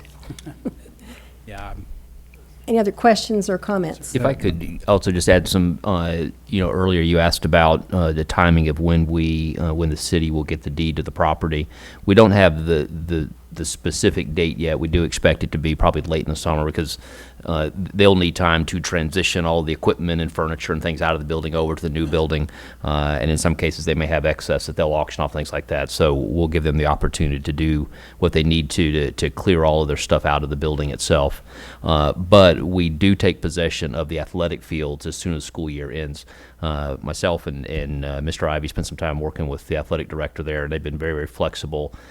We don't want the fields to sit there and go unmaintained and just go to seed, and so we'll start maintaining them as soon as the school year ends, and then be able to program on them as well. So there'll be portions of them, that we'll be able to start getting them programmed very quickly after the school year ends. Others, like we talked about the baseball, softball field, if we're transitioning to a different use, those may be fenced off as we go through the changes on those fields. But the community will start almost immediately getting some use out of that campus as soon as the school year ends. On the building itself, so this is the contract that's before you right now, to give people a sense of the complexity of what we're talking about. As you look at that school building from Bailey Cove, to the right is where the theater and the cafeteria, and then behind that are the 2 gymnasiums. That portion of the building is intended to be saved. Everything to the left, what you would think of as the administrative and academic space of the building, is what would be demolished. So this contract, one is going in assessing where's the appropriate place to essentially cut that building. So imagine that building being saw cut at some point, and everything to the left being demolished and everything to the right being saved. You're now obviously going to have a gaping hole in that building. They'll have to be closed up. The central plant that provides all the mechanical service to that building is sized for an enormous building, and what we're leaving behind is a much smaller building. So just the redesign and outfitting all the mechanical systems, the electrical systems, those kind of things. This is a pretty complex design contract that we're letting here to do that piece. So to make sure everybody understands, this is just the design of that. This is not any of the actual demolition or construction. This is merely doing the engineering design work so that we know what and how to do that work. So you will in the future see an actual demolition and construction contract to execute the work. This is just the design that you're looking at tonight. And I'm assuming that design will also be impacted by the programming. I know I get a request almost every week from a performing arts group, from a homeschool group, from senior citizens groups who are very eager to get into that building to use those resources. It's going to be a very, very active community center. And I'm hoping that we'll get some conversation with those folks about what those needs are, and that will impact what you're going to use, what's going to go on there. And Madam President, what we know today is that the spaces that are for focus on the performing arts, the practice and rehearsal, and their storage spaces that support that whole theater complex, the intent is that would be managed in partnership with us by Arts Huntsville. And so, they will need to engage directly with those groups and work the programming for that portion of the building. The gymnasiums will be managed by Parks and Recreation, and they're already working with some groups on what some of that programming might might be. Obviously, there's basketball courts there, and that would get used predominantly by youth, afternoons and evenings, weekends. But there's a lot of daytime space in there, and so they're looking very hard at what are the community demands and trying to match up our capabilities to what they're demanding. The cafeteria that kind of connects those two pieces together is to be determined. The school system has approached us about potentially them continuing to use some space there for some special programming, and so we're in that conversation with them. There may actually still be some educational things occurring in that building, depending on what's best for the school system, but that space is where it's really kind of to be determined what's the best use for the cafeteria space. Very good. Any questions, Mr. Cole? Thank you, Madam President. And Mr. Hamilton, thank you for clarifying that, because when I was reading this in the subject, it says resolution authorizing the mayor to enter into an agreement between the city of Huntsville and EDT-THA Architectural and Engineering Services for the demolition and renovation of Grissom High School. I'm thinking that price is much too low. But now that it is just for the design, I'm thinking it's a little too high. But anyway, we'll take it as it is. Thank you for the clarification. Thank you, Madam President. So, for just kind of to touch on your point there, Mr. Culver, all of our architectural and engineering services are typically priced using state structure essentially, and so though you're not necessarily locked into a particular number, there is kind of a scale that's used to guide those things, and so typically they're in within a ballpark based on the estimated cost of the entire project. So I think some of what Mr. Easter was trying to emphasize in terms of the complexity of this project is the cost to get it designed should probably give us a warning of what it's going to cost to build it. That's correct. Good thing Arts Huntsville has those grants. Thank you. Any other questions? Yes, Madam Mr. Chairman. Yes. Mr. Easter, so will the library be a standalone building? Yes, it will. The library will be standalone, have its own entry, and will not be connected to the school. And there was was there discussion to save the new iPad is what they called it, iPod or whatever? Was there any discussion of saving that? Yes, there was. We had a lot of discussions about that, and the issue, even though it's a fairly new addition to the school, there's really no function that we can put into it based on the space that is currently there. It's hard to take a classroom or a building and cram something in it that would match without having to tear it down or totally renovate it, which would cost more than just going ahead and tearing it down and putting something else. At one time there was discussions about putting police precinct in there, but it just would not be feasible. It's not cost effective to do that. And Ms. Russell, I might mention, we looked at that very hard because I had a hard time taking out something that was fairly new. But when you look at the parking needs, especially the parking needs that are going to be needed with the library there and the square footage of the library, you really don't have room to save the rest of the buildings. I'm like you, I hate to let something go that looks like it could have useful economic life, but the parking needs of that to do this right is going to require us to limit what we end up saving there. And Mayor Battle, our constituents will just park in the street, so Ms. Robinson and Mr. Kling can work on that project. Mr. Easter, will the AC systems be segregated so that each customer knows what they pay, or how do you envision them working on the utilities? Okay, well, that's exactly what we're hoping to get out of this contract, is for them to tell us what we can do and what our options are and how we can accomplish doing that. Right now, the systems, as Mr. Hamilton said, they're made for the entire facility. And how we can go in there and break the systems up and get them to function for the areas that we're going to keep, that's a very critical thing to know how we're going to do that. There are always ways to do that with sub-meters and some other things, but right now this is to get a handle of exactly what we have. Because in addition to that, the school board over the years have changed out equipment and changed out systems, and they don't even match the drawings or the plans that we are working off of. So we have to go in there and do this investigative work to see what's really there, how it functions, and then put it on paper and figure out how we can make it work. Yeah, I can imagine. I know that's complicated. Very complicated. Okay, thank you. And I would have to say that this is actually an excellent rate. I was very pleased with the rate that we got from the firm to do this work. May I make one follow-up comment with regard to the question about the iPod? Back in my former life on the school board, when we first started talking about moving Grissom and what was going to be going into that existing space, we brought a number of groups over to look at the iPod. But the concern that they expressed was that the school system had themselves, after the iPod was built, done extensive renovations to create an advanced manufacturing section back there.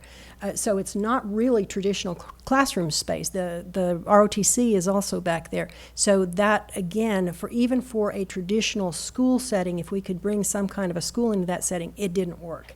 So, so it's a very unique building. Had we known at that time what we know now, we probably wouldn't have built the iPod, quite frankly. But we didn't. And so the taxpayers and the students have benefited from the Green Power program that went in there, the Advanced Manufacturing program that went in there, a nationally recognized ROTC program. We've gotten our taxpayers' money out of it, and now we're not going to, we're going to make wise use of taxpayers' money and putting that library in there. It will be a great benefit to the community as well. Madam President, if I could, I think the council is going to see a number of these types of contracts surrounding reutilizations of buildings, particularly school buildings, here in the coming months as we move forward, not only on Grissom but also on the Johnson campus. And I think what we're talking about here in terms of complexity and the challenges of reutilizing these buildings is you see repeated over and over and over again in these buildings. So the city has been very aggressive in trying to clean up blight or prevent blight from occurring, and acquiring old properties and finding ways to put them to better use for the community. And the school buildings are probably the biggest example of that, but not the only example. And I think we've done a good job between the administration and council working together to find the funding to try and do these things to bring benefit to the community. School buildings are really, really hard to find another use for.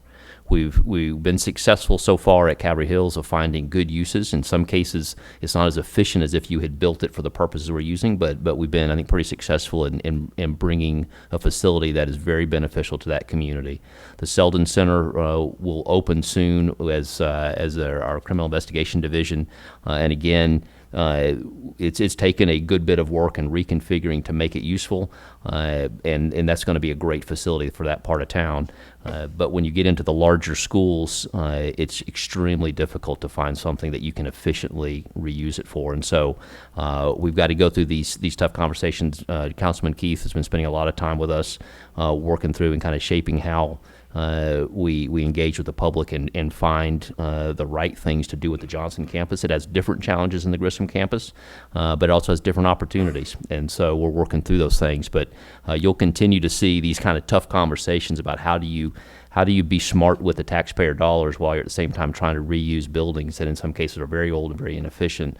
And so we'll continue to work very hard on that. And I want to commend Jeff Easter and his team for the diligence they put into that and finding a way to get us as good an answer as I think we can possibly come up with. Any other comments or questions? Thank you, Mr. Easter. We're always looking for a new location for a school system maintenance facility next to Huntsville High School that would like to move on. That would be the next challenge. Sooner the better. Any other comments? All in favor, please indicate. Aye. Any opposed? Motion carries. Item 15V is a resolution authorizing the mayor to enter into a contract between the City of Huntsville and Matheny Goldman Architecture and Interiors, LLC, for architectural and engineering services for the adaptive reuse of Joe Davis Stadium located at 3125 Lehman Ferry Road. Chair moves for approval. Is there a second? Second by Mr. Culver. Mr. Easter, speaking of reusing facilities. That's exactly right. What you have before you is a contract for a feasibility study for Joe Davis Stadium. The primary focus of the feasibility is for amphitheater type of situation. This will give us all the information we needed to determine whether or not it's viable, the kind of cost it would take in order to use the facility in that manner. And it's not really a sunk cost type of expense here, because all of the things that we're going to ask them to do, if we was to move forward, they would have to do this under a normal contract anyway. So this is this would be the first step to see what we could do with the facility. Questions? I guess Mr. just Cline. a comment. From what I've heard about it, and it looks like this could be a positive thing. I guess one question, I just looking down the line, right now, as it is, it, hypothetically could, maybe be used for baseball. At the very least, you got the field. I saw a proposal a gentleman sent about taking out the exterior and taking off the top part and, maybe seeing if hotel shops could become part of that structure. But, with other things that have been talked about, this is certainly, I think, something that merits some study. But if we do go this route, I'm going to make the assumption that once we go this route, there's no turning back on coming back to Joe Davis Stadium as a baseball stadium. Would that be a reasonable assumption? If you went to you went ahead and turned it into amphitheater, that's correct. It would not be turned back. But I don't think the contract before you is to make any kind of decisions. Yeah, I understand It's to that. give you This is additional just something to look information. into. And, I think we kind of taken a hard look. But if we do go this route, we're not going to have a scenario where a couple of years down the road, there's going to be a proposal to build a $40 million baseball stadium elsewhere in John Hunt Park, downtown, or anything like that, is there? In this case right here, we're trying to facilitate additional information for us to make, decisions. Let me help you out. Sure, thank you. Here. I don't want to paint ourselves in a corner. That's a never say never conversation to have. At this time, we have no plans on a new baseball stadium. It's a $42 million question if you get into it. We have been talked to Pat O'Connor with the Major League Baseball. He handles the AA and single A teams. And they've made it very abundantly clear that they would not play again at Joe Davis Stadium. So we're trying to repurpose Joe Davis Stadium to something that is useful to the citizens. We have a value in there, and it does have a value. So we have to figure something that makes it have a use to the citizens. If baseball ever came up, I've made it very abundantly clear that we will be looking for someone who will partner with us, and by partnering will mean bringing their money to the table. And it would have to be, a significant amount. They would have to also have local ownership. They would also need to be somebody who would be interested in long-term success of the team. We had a great run with the Stars for a number of years. Then we fell into a bad ownership position, and I don't feel like we were taken care of as a community. And I don't feel like that the organizations, Major League Baseball organizations, stepped up to protect the community who had invested in that. So we've learned a lot of lessons through that, and if we ever get back to that stage, each one of you will have a say in it, and each one of the citizens will have a say in it, and there'll have to be some buy-in by the citizens. The citizenship will have to buy in and buy so many season tickets for so many years to show that there is enough community backing for this, or enough community fellowship to make that happen. Well, I do want to say I think there is merit in this. In fact, with everything we're doing at John Hunt Park, this would certainly be compatible with the master plan. Sure. And, I think there could be some good things that could come out of the amphitheater. Yeah, Madam President, if I could just touch on the point that Mr. Kling just made, and Mr. I think it's just based on questions that I've received from the media and from citizens as they've seen this topic coming up on the agenda. I think it's good for us just to very quickly kind of review the history and how we've evolved to this point. So if you go back to the series of master plans over the years, really starting back in 1993 for John Hunt Park, there's two things that have always been contemplated in there. One is multi-use athletic facility, indoor athletic facility, and secondly, an amphitheater. When we started that kind of the process of renewing that master plan over the last few years, it really started when the Stars were still here. The first look was, does this stadium remain baseball? And as the mayor said, we've met with the CEO of minor league baseball, and he's made it very clear that if they ever start a conversation with us about a minor league baseball team coming here, it won't include playing in Joe Davis Stadium. They will not play minor league baseball in that stadium again. Not only its condition, its size, the way it's designed, but also its location does not fit with the model they have. And he's made it very, very clear to the mayor that it would not does not have a future for minor league baseball.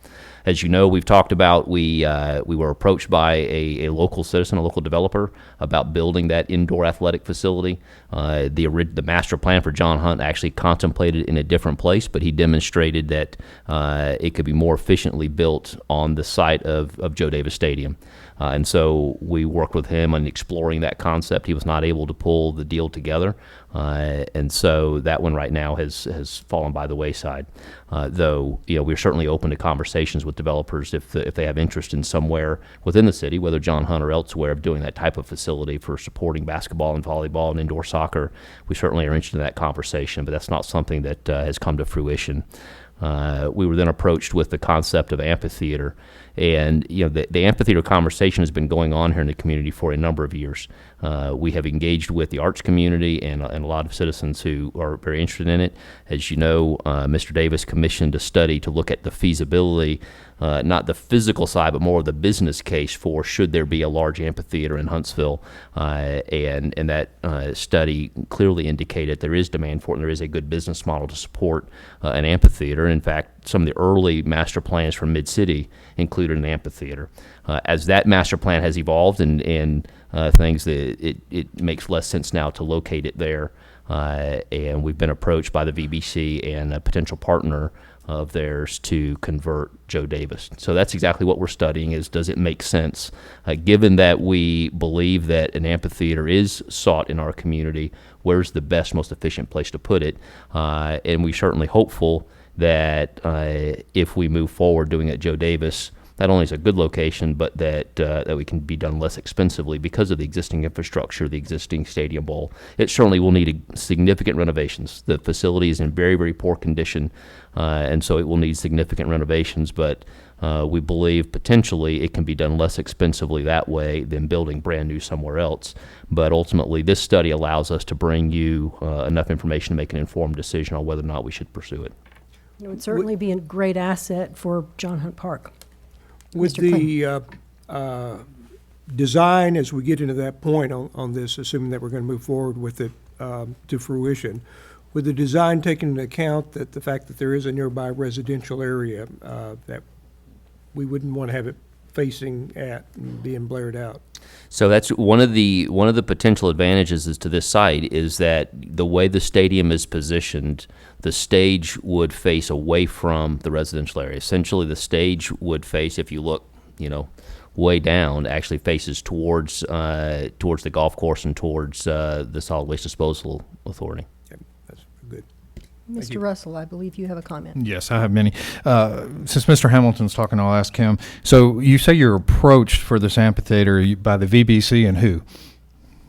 Can you say, or is it a citizen? Is it a company, or local, or national? It is, and right now we're under non-disclosure agreement with them as a potential investor, though there's a long way to go to determine whether or not private investment there makes sense. So we've got quite a ways to go before we would contemplate bringing you that kind of agreement. Okay, and so explain to me the rationale. Why aren't they paying for this study, whoever these people are? This is a city-owned facility, as even if we choose to move it into management of the VBC, all their facilities are city-owned, and so ultimately their capital funding is from the city. So this study is funded out of the capital plan, money set aside for the development of John Hunt Park. Okay, and is there an amphitheater in the plan for John Hunt Park right now? The latest approved master plan recommended by the Planning Commission, approved by City Council, does include an amphitheater, not in Joe Davis Stadium, because back when that was approved, the Stars were still playing at Joe Davis Stadium. So it's a different location within John Hunt Park. Okay. And the plan that we approved for City Center, did it have an amphitheater in it? I mean, you mentioned it. My memory is it did, but I may be lost on which revision we approved last. Mr. Davis could answer better. I believe the first agreement with Mid-City, that master plan, which obviously is conceptual to a certain extent, I believe it did, but there's been amendments to that, so I don't know. It still does. It still does. And Mr. Hamilton and I have spoken. One, we've got a feasibility study that says Huntsville has an unmet need for an outdoor music venue. that it would be very successful here. And so that study, does it say anywhere? Because we've heard all for years that Joe Davis Stadium was in a bad place because it's in the middle of an old airport, and that's why it wasn't successful, and it was run down. So it seems weird to me that now all of a sudden amphitheater is going to be a great success there. Well, a feasibility study doesn't determine the exact location within a community that you would place an amphitheater. Okay. It determines your MSA population, the location you are to large similar type venues, and that travel distance, and how the market entertainment music industry works and revolves, and if you would be in that route between shows, between say a Knoxville and somewhere on the East Coast. We're certainly in that route. We spent about a year with that because it was in the UDA proposal for Mid-City. Certainly if we were to move forward John Hunt Park, the land that the amphitheater would be at Mid-City, there's certainly an alternate use there, more of a grass lawn type entertainment complex, more open space, kind of like what we would have in Concerts in the Park in Big Spring Park. I think the focus the city needs to focus on is it is an unmet need in this community. It's something that we routinely get asked in the planning department and urban development, especially by our younger generation that have come from another city, or they're currently traveling to another city. It's unmet demand. We've got a return on investment study that was commissioned. It's now about 2 years old, and that shouldn't change. As a matter of fact, when we commissioned that study mainly for Mid-City, I personally have had 3 conversations with national players in the entertainment industry. All 3 of them, once we sat down and shown our market, shown the facility that we had envisioned, asked for an LOI to be the operator of that. That's how much confidence they had in the success in Huntsville. And one of those is the largest in the world. And the second one is in that ballpark. Also, another one was regional. But all 3 of them came away later contacting me both by email and by phone saying, would the city go ahead and lock us in to run that facility? And we said, well, we don't know that we're at the stage to even build a facility. We're just doing background checks. So I feel very confident that if the city would build it, we'd be very successful. As Mr. Hamilton said, we've got a long way to go to get there. Yeah, and so you feel confident even at John Hunt Park it would be successful after not having success with the Stars because there's no restaurants around and no hotels around? Well, that corridor, we're 2 months away from Academy Sports opening. That corridor, as Merchant Square being mostly food and beverage going in, that corridor is drastically changing from when the Stars played there. And I think, an amphitheater, music theater, I think one of the things that, as Mr. Easter talked about of this proposed contract, should you approve it tonight, one of the other things you want to do is something similar we did at Mid-City. You want to do a noise study. That there's a lot goes into the design of an amphitheater to guarantee that, one, you're a good steward to the surrounding community. And, of course, access, you've got access there. It was a large venue to get traffic in and out. So you've got some of the check-the-box things at John Hunt Park. And I think, moving forward, this study will give you a clear vision of, should you move forward or not. Yeah, and I agree. You have the bones there, and it would certainly make economic sense to put it there. But it seems like the park was a failure at the end, and it seems like there's too many bad things to put it there, in my mind. But I'm not an expert on this. So.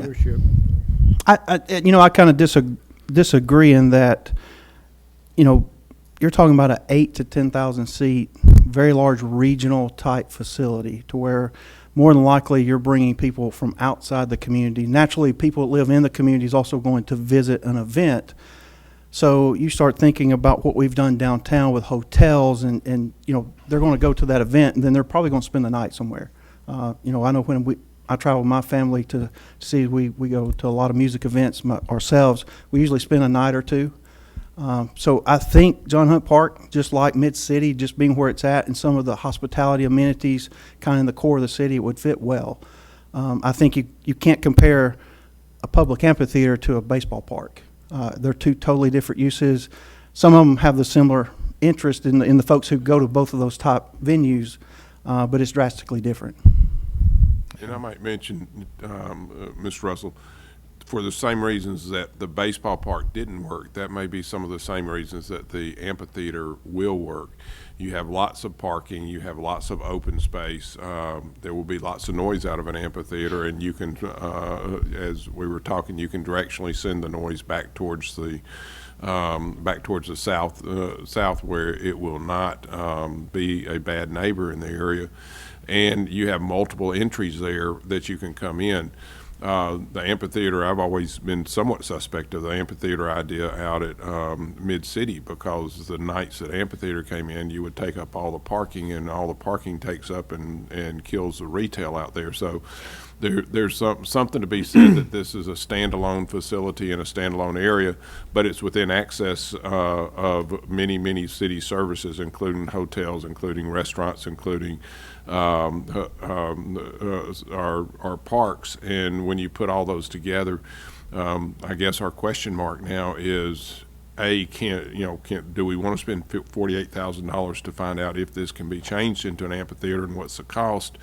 And then B, the marketing study, and the marketing study is, does this work in that area? And none of us are experts in that, and I think that's why we're asking to get some experts to look at this.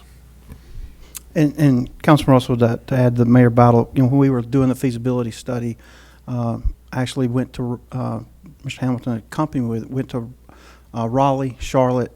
I also have been to 2 in Atlanta, 1 in Nashville, and 1 in Knoxville, and then of course the 1 in Tuscaloosa.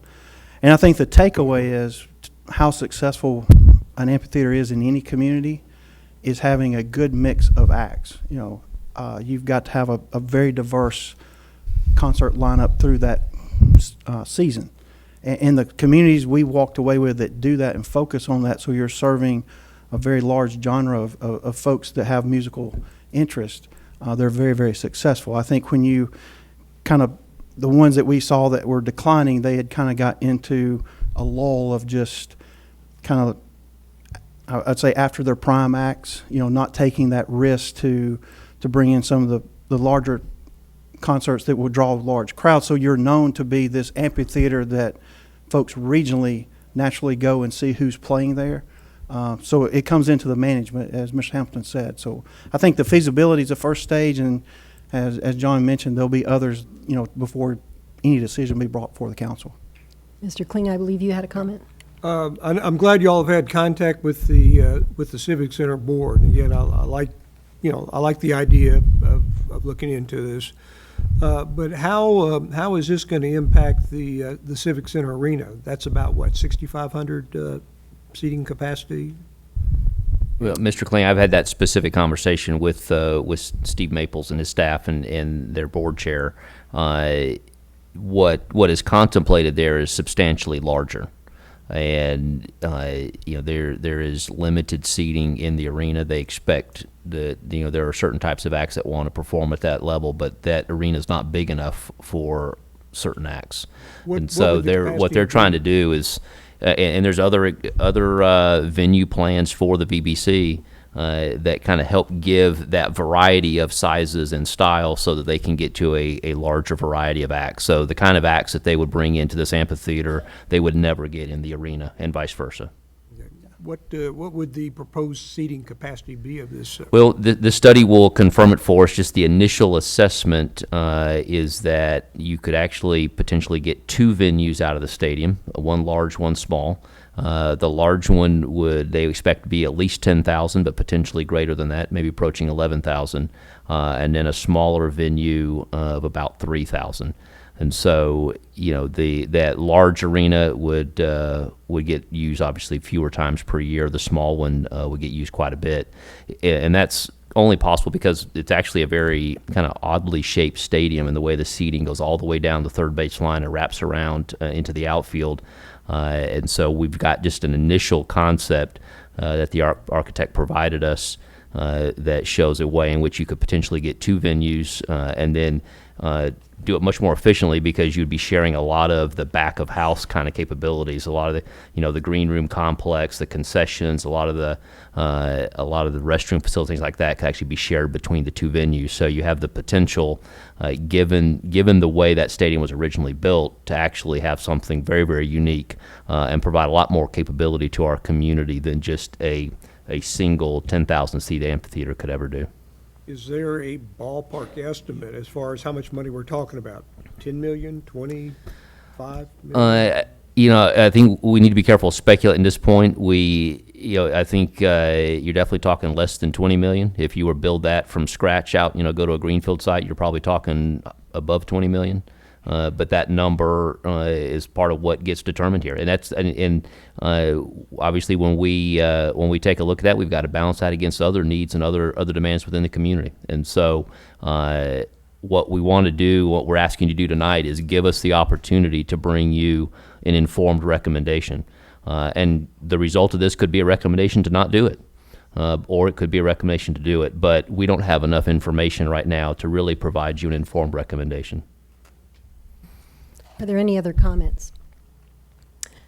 All in favor of approving Resolution 15V, please indicate. Aye. Are there any opposed? The motion to approve the resolution carries. Thank you. We will move on now to 16, Agenda Item 16, Legal Department Items and Transactions. 16A is the vacation of easements. We have a record number. 16A1 is an ordinance authorizing the vacation of a utility and drainage easements for Overland Cove Phase 2 subdivision, Deltina.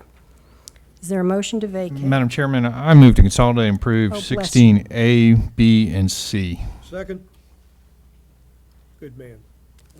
Items 16, the motion has been made to consolidate items 16A, B, and C, and all items contained therein. It has been seconded by Mr. Kling.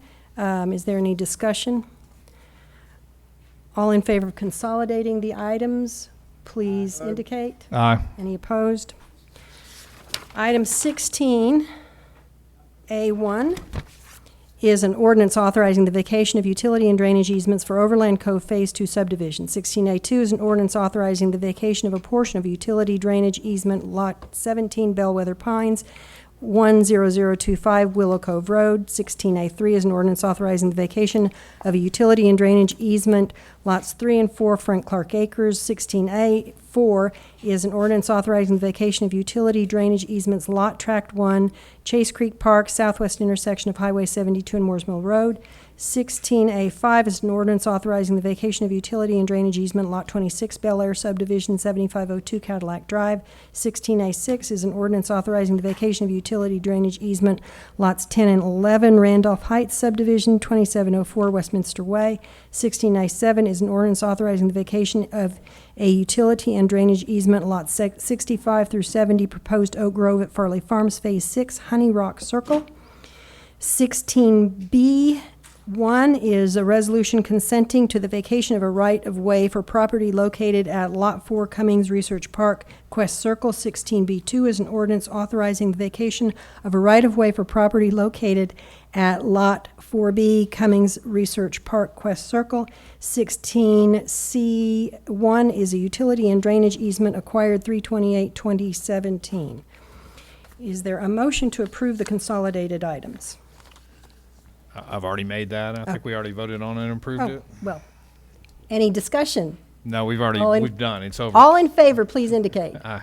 Any opposed? Very good, then we're done with that. Thank you. Item 17, non-roster communications from the public. The time is yours. 3 minutes for your comments, Ms. Reed. Thank you. Let's go back to Joe Davis Stadium. It amazes me, and I've been coming in this council 30 years. We've always had work sessions, not with any of you all. I'm sorry to say that. And work out and ask questions as to what we're going to do with a piece of property before you bring something in here and lay it up there and all of you vote on it. You're becoming just like the school board. Every time Ward Iskey laid something up there, yes, yes, yes, yes. You never hear a word about it. And this city is becoming just like the school system. I told him when I had breakfast with him 5 times, don't get tangled up in politics. Well, he did. Y'all never mentioned a word about the schools until the property came up. And then all of you got all excited. And I guess I can't sleep at night for wishing I could say a whole lot more to you, but I don't have the time. I'm going to get me a talk show, and we're going to call it Waking Up the Dead. I'm trying to get the people in the city to see what you all are doing. Tear Joe Davis Stadium down, put it back bigger and better. You should have been having concerts all summer long in that Joe Davis Stadium. I don't know who's running the city. Chad Emerson, John Hamilton, or the planning department. Urban planning. You just bog my mind down. And I'm not going to have a stroke over this, trust me, because I got the man on my side upstairs. He's going to let me live a little while longer till I see some things happen that I pray to God that I'm agreeing with. Mid-City is something y'all can't get out of your head. Go back and look at Joe Davis Stadium. I don't get it. I'm just, the master plan is to tear down this building right here and the parking garage over there. I mean, I wish the people would wake up as to what you all are doing. Mayor Battle, what would have happened to this city if you hadn't got reelected? It really bothers me when I think about it, with all the big plans you had. I love you. Have a blessed Easter. God bless, and I will be back. Thank you. And Ms. Reed, we invite you to join us for our work session next week on April 20th at 5:30. Madam President, if I could point out in a positive way to Ms. Reed, the discussion that we had, the questions I asked, Mr. Russell asked, others, discussion that we had about that, we probably, courtesy of the televised council meetings that we have, we probably reached 100 times the number of people as we would have reached if we just had a plain old work session. So I like this concept. Sometimes you got to, things go with change, but with the technology that we have, I'm a guy who was real proud to get radio broadcast of council meetings in the 80s, but cable TV and what we just did, we reached large numbers of people than would come down to a council meeting for a work session. And again, we do occasionally have work sessions, and we have one next week. Pastor Johnson, the time is yours. T.C. Johnson, 1800 Sparkman Drive. I want to thank Mr. Hamilton for what he said about the promotions and disparities. And when I take it through a sifter from what he says, it suggested to me that there must have been a time we're not hiring African Americans at all, and so there'll always be a catch-up period. And we will talk about that later, I'm pretty sure, but I'm trying to figure out what it meant. This bothers me again because in Huntsville City, the Huntsville City Police gave 34,872 citations in 2016, 18,022 of all that they gave went to African Americans, who only make up 30% of the population. I looked closer and I noticed that in 2 zip codes, 35816 and 10 and 35805, 16,469 blacks received more citations than, if I'm looking at the census numbers, 150 whites all over the city. I've been given an explanation for that. Gentleman said, well, it's poverty that, they don't have insurance, and when we catch them, they get 2 tickets for 1. I really want my city, because I've been making this complaint a long time, to give me more than an opinion and give me some research. These are your statistics that you give me. I'm tired of folk giving me opinions about what they think. It's an insult for someone to say that African Americans don't have car insurance. It's also an insult to see tickets where all you get is a ticket for insurance, but what were you stopped for? I'm still suggesting that racial profiling is happening 05 and 1/6. And anywhere you have a large accumulation of African Americans is where we get more citations. And Mayor, City Council, I'm not asking for people's opinion of how they feel about what is happening. I want some research to be done. Tell me why. I drive all over the city. People are speeding. I do sometimes myself. Don't tell nobody. Accidents, police calls are equal throughout the precincts. Accidents as well. The only disparity are these citations. And again, if you are from the old school, it looks racial. Thank you for joining us, Pastor Johnson. Is there anyone else who wishes to address the council? Please approach the microphone. Please give us your name and address. Right, Lanice Arnold, North Alabama Coalition for the Homeless. I basically just wanted to come and give you a quarterly update of the services we've provided at the satellite office, and also to invite you to a viewing of a documentary on homelessness in Huntsville, which will be April the 26th at the Redstone Atrium at 6 o'clock. That documentary was created by a Leadership Huntsville class. I think it was class either 31 or 35. Class 30. 30, okay, all right. So they're inviting the public to come out and do for the screening of that documentary. And again, that's April the 26th at 6 o'clock at the Redstone Atrium. Okay, and so I want to give you the information in regard to our quarterly report. I think it is important for us to come and share the successes of our organization, so you can be made aware of the progress that we are making.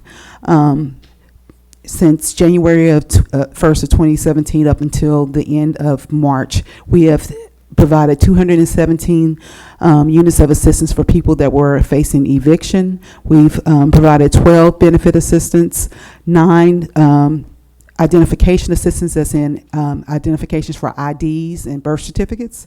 We've also provided 9 assistance with food stamp applications, 35 housing applications, and we've provided 452 continuum of care identification cards, and that helps our individuals receive benefits at the food stamp office, because that is considered a third-party verification. We also provided 332 information referrals to try to help people be connected with other resources in the community. We provided 218 units of transportation assistance since January. We've provided 844 meals, and that includes our meal packs as well as the hot meals that we provide at the library. We provided 12 hygiene kits, but we have provided 41 families with assistance with utility deposits. So that means that's 41 households that have been able to secure housing because we have provided the assistance with utilities. And that has come straight from Natchez grants. Thank you. Thank you for the work you do, Ms. Arnold. Please approach the microphone. Give us your name and address for the record, please. Xantia Watkins Herbert. Your address, Ms. Watkins, please. 3507 Rosedale. Thank you. I just wanted to stand up here and publicly thank Mayor Battle for signing off on my, Get on the Bus proclamation. It will go in effect next week. And basically, by signing off, it opens up doors to increase ridership to public transportation. And just an overall, just to let you know what it is, it just allows college students, faculty, and staff for the week leading up to Earth Day to ride the bus for free. And that just brings awareness to public transit and awareness to Earth, being more Earth and environmentally conscious. And I just wanted to thank you. That's all. And Thank you for your Council. effort. Thank you. All right, is there anyone else who wishes to address the council? Thank you all for being here. Oh, yes, sir. Yeah. I'll just be quick. I don't want to extend this council meeting too long. Please give us your name and address for the record. My name is Chris O'Neill, 2903 Dobbs Drive, son of a person who speaks here fairly regularly. I just wanted to say, you might have seen a lot of young people in this room today, and I just wanted to say that I think most of us are from Dr. Reeves' PSC 103 class at the University in Alabama, in Huntsville. We have to attend 2 public meetings during the course of our semester, and I just wanted to say thank you all for holding this meeting. It was a very educational experience, and it's really nice to see members of our community be able to participate in government and democracy, and for people to hold our elected officials accountable, and for people to get answers to their questions. So thank you so much for what y'all are doing. Thank you for being here, Mr. O'Neill. Mr. Kling. I want to point out, I was young once, and I was actually a UAH student about 40 years ago going through those classes. So somewhere along the line, you might be sitting up here and all that. If nobody else has anything to say, Madam President, I'd like to make a motion to adjourn. And I would accept that motion. Thank you very much. We are adjourned. We will see you next week at the work session.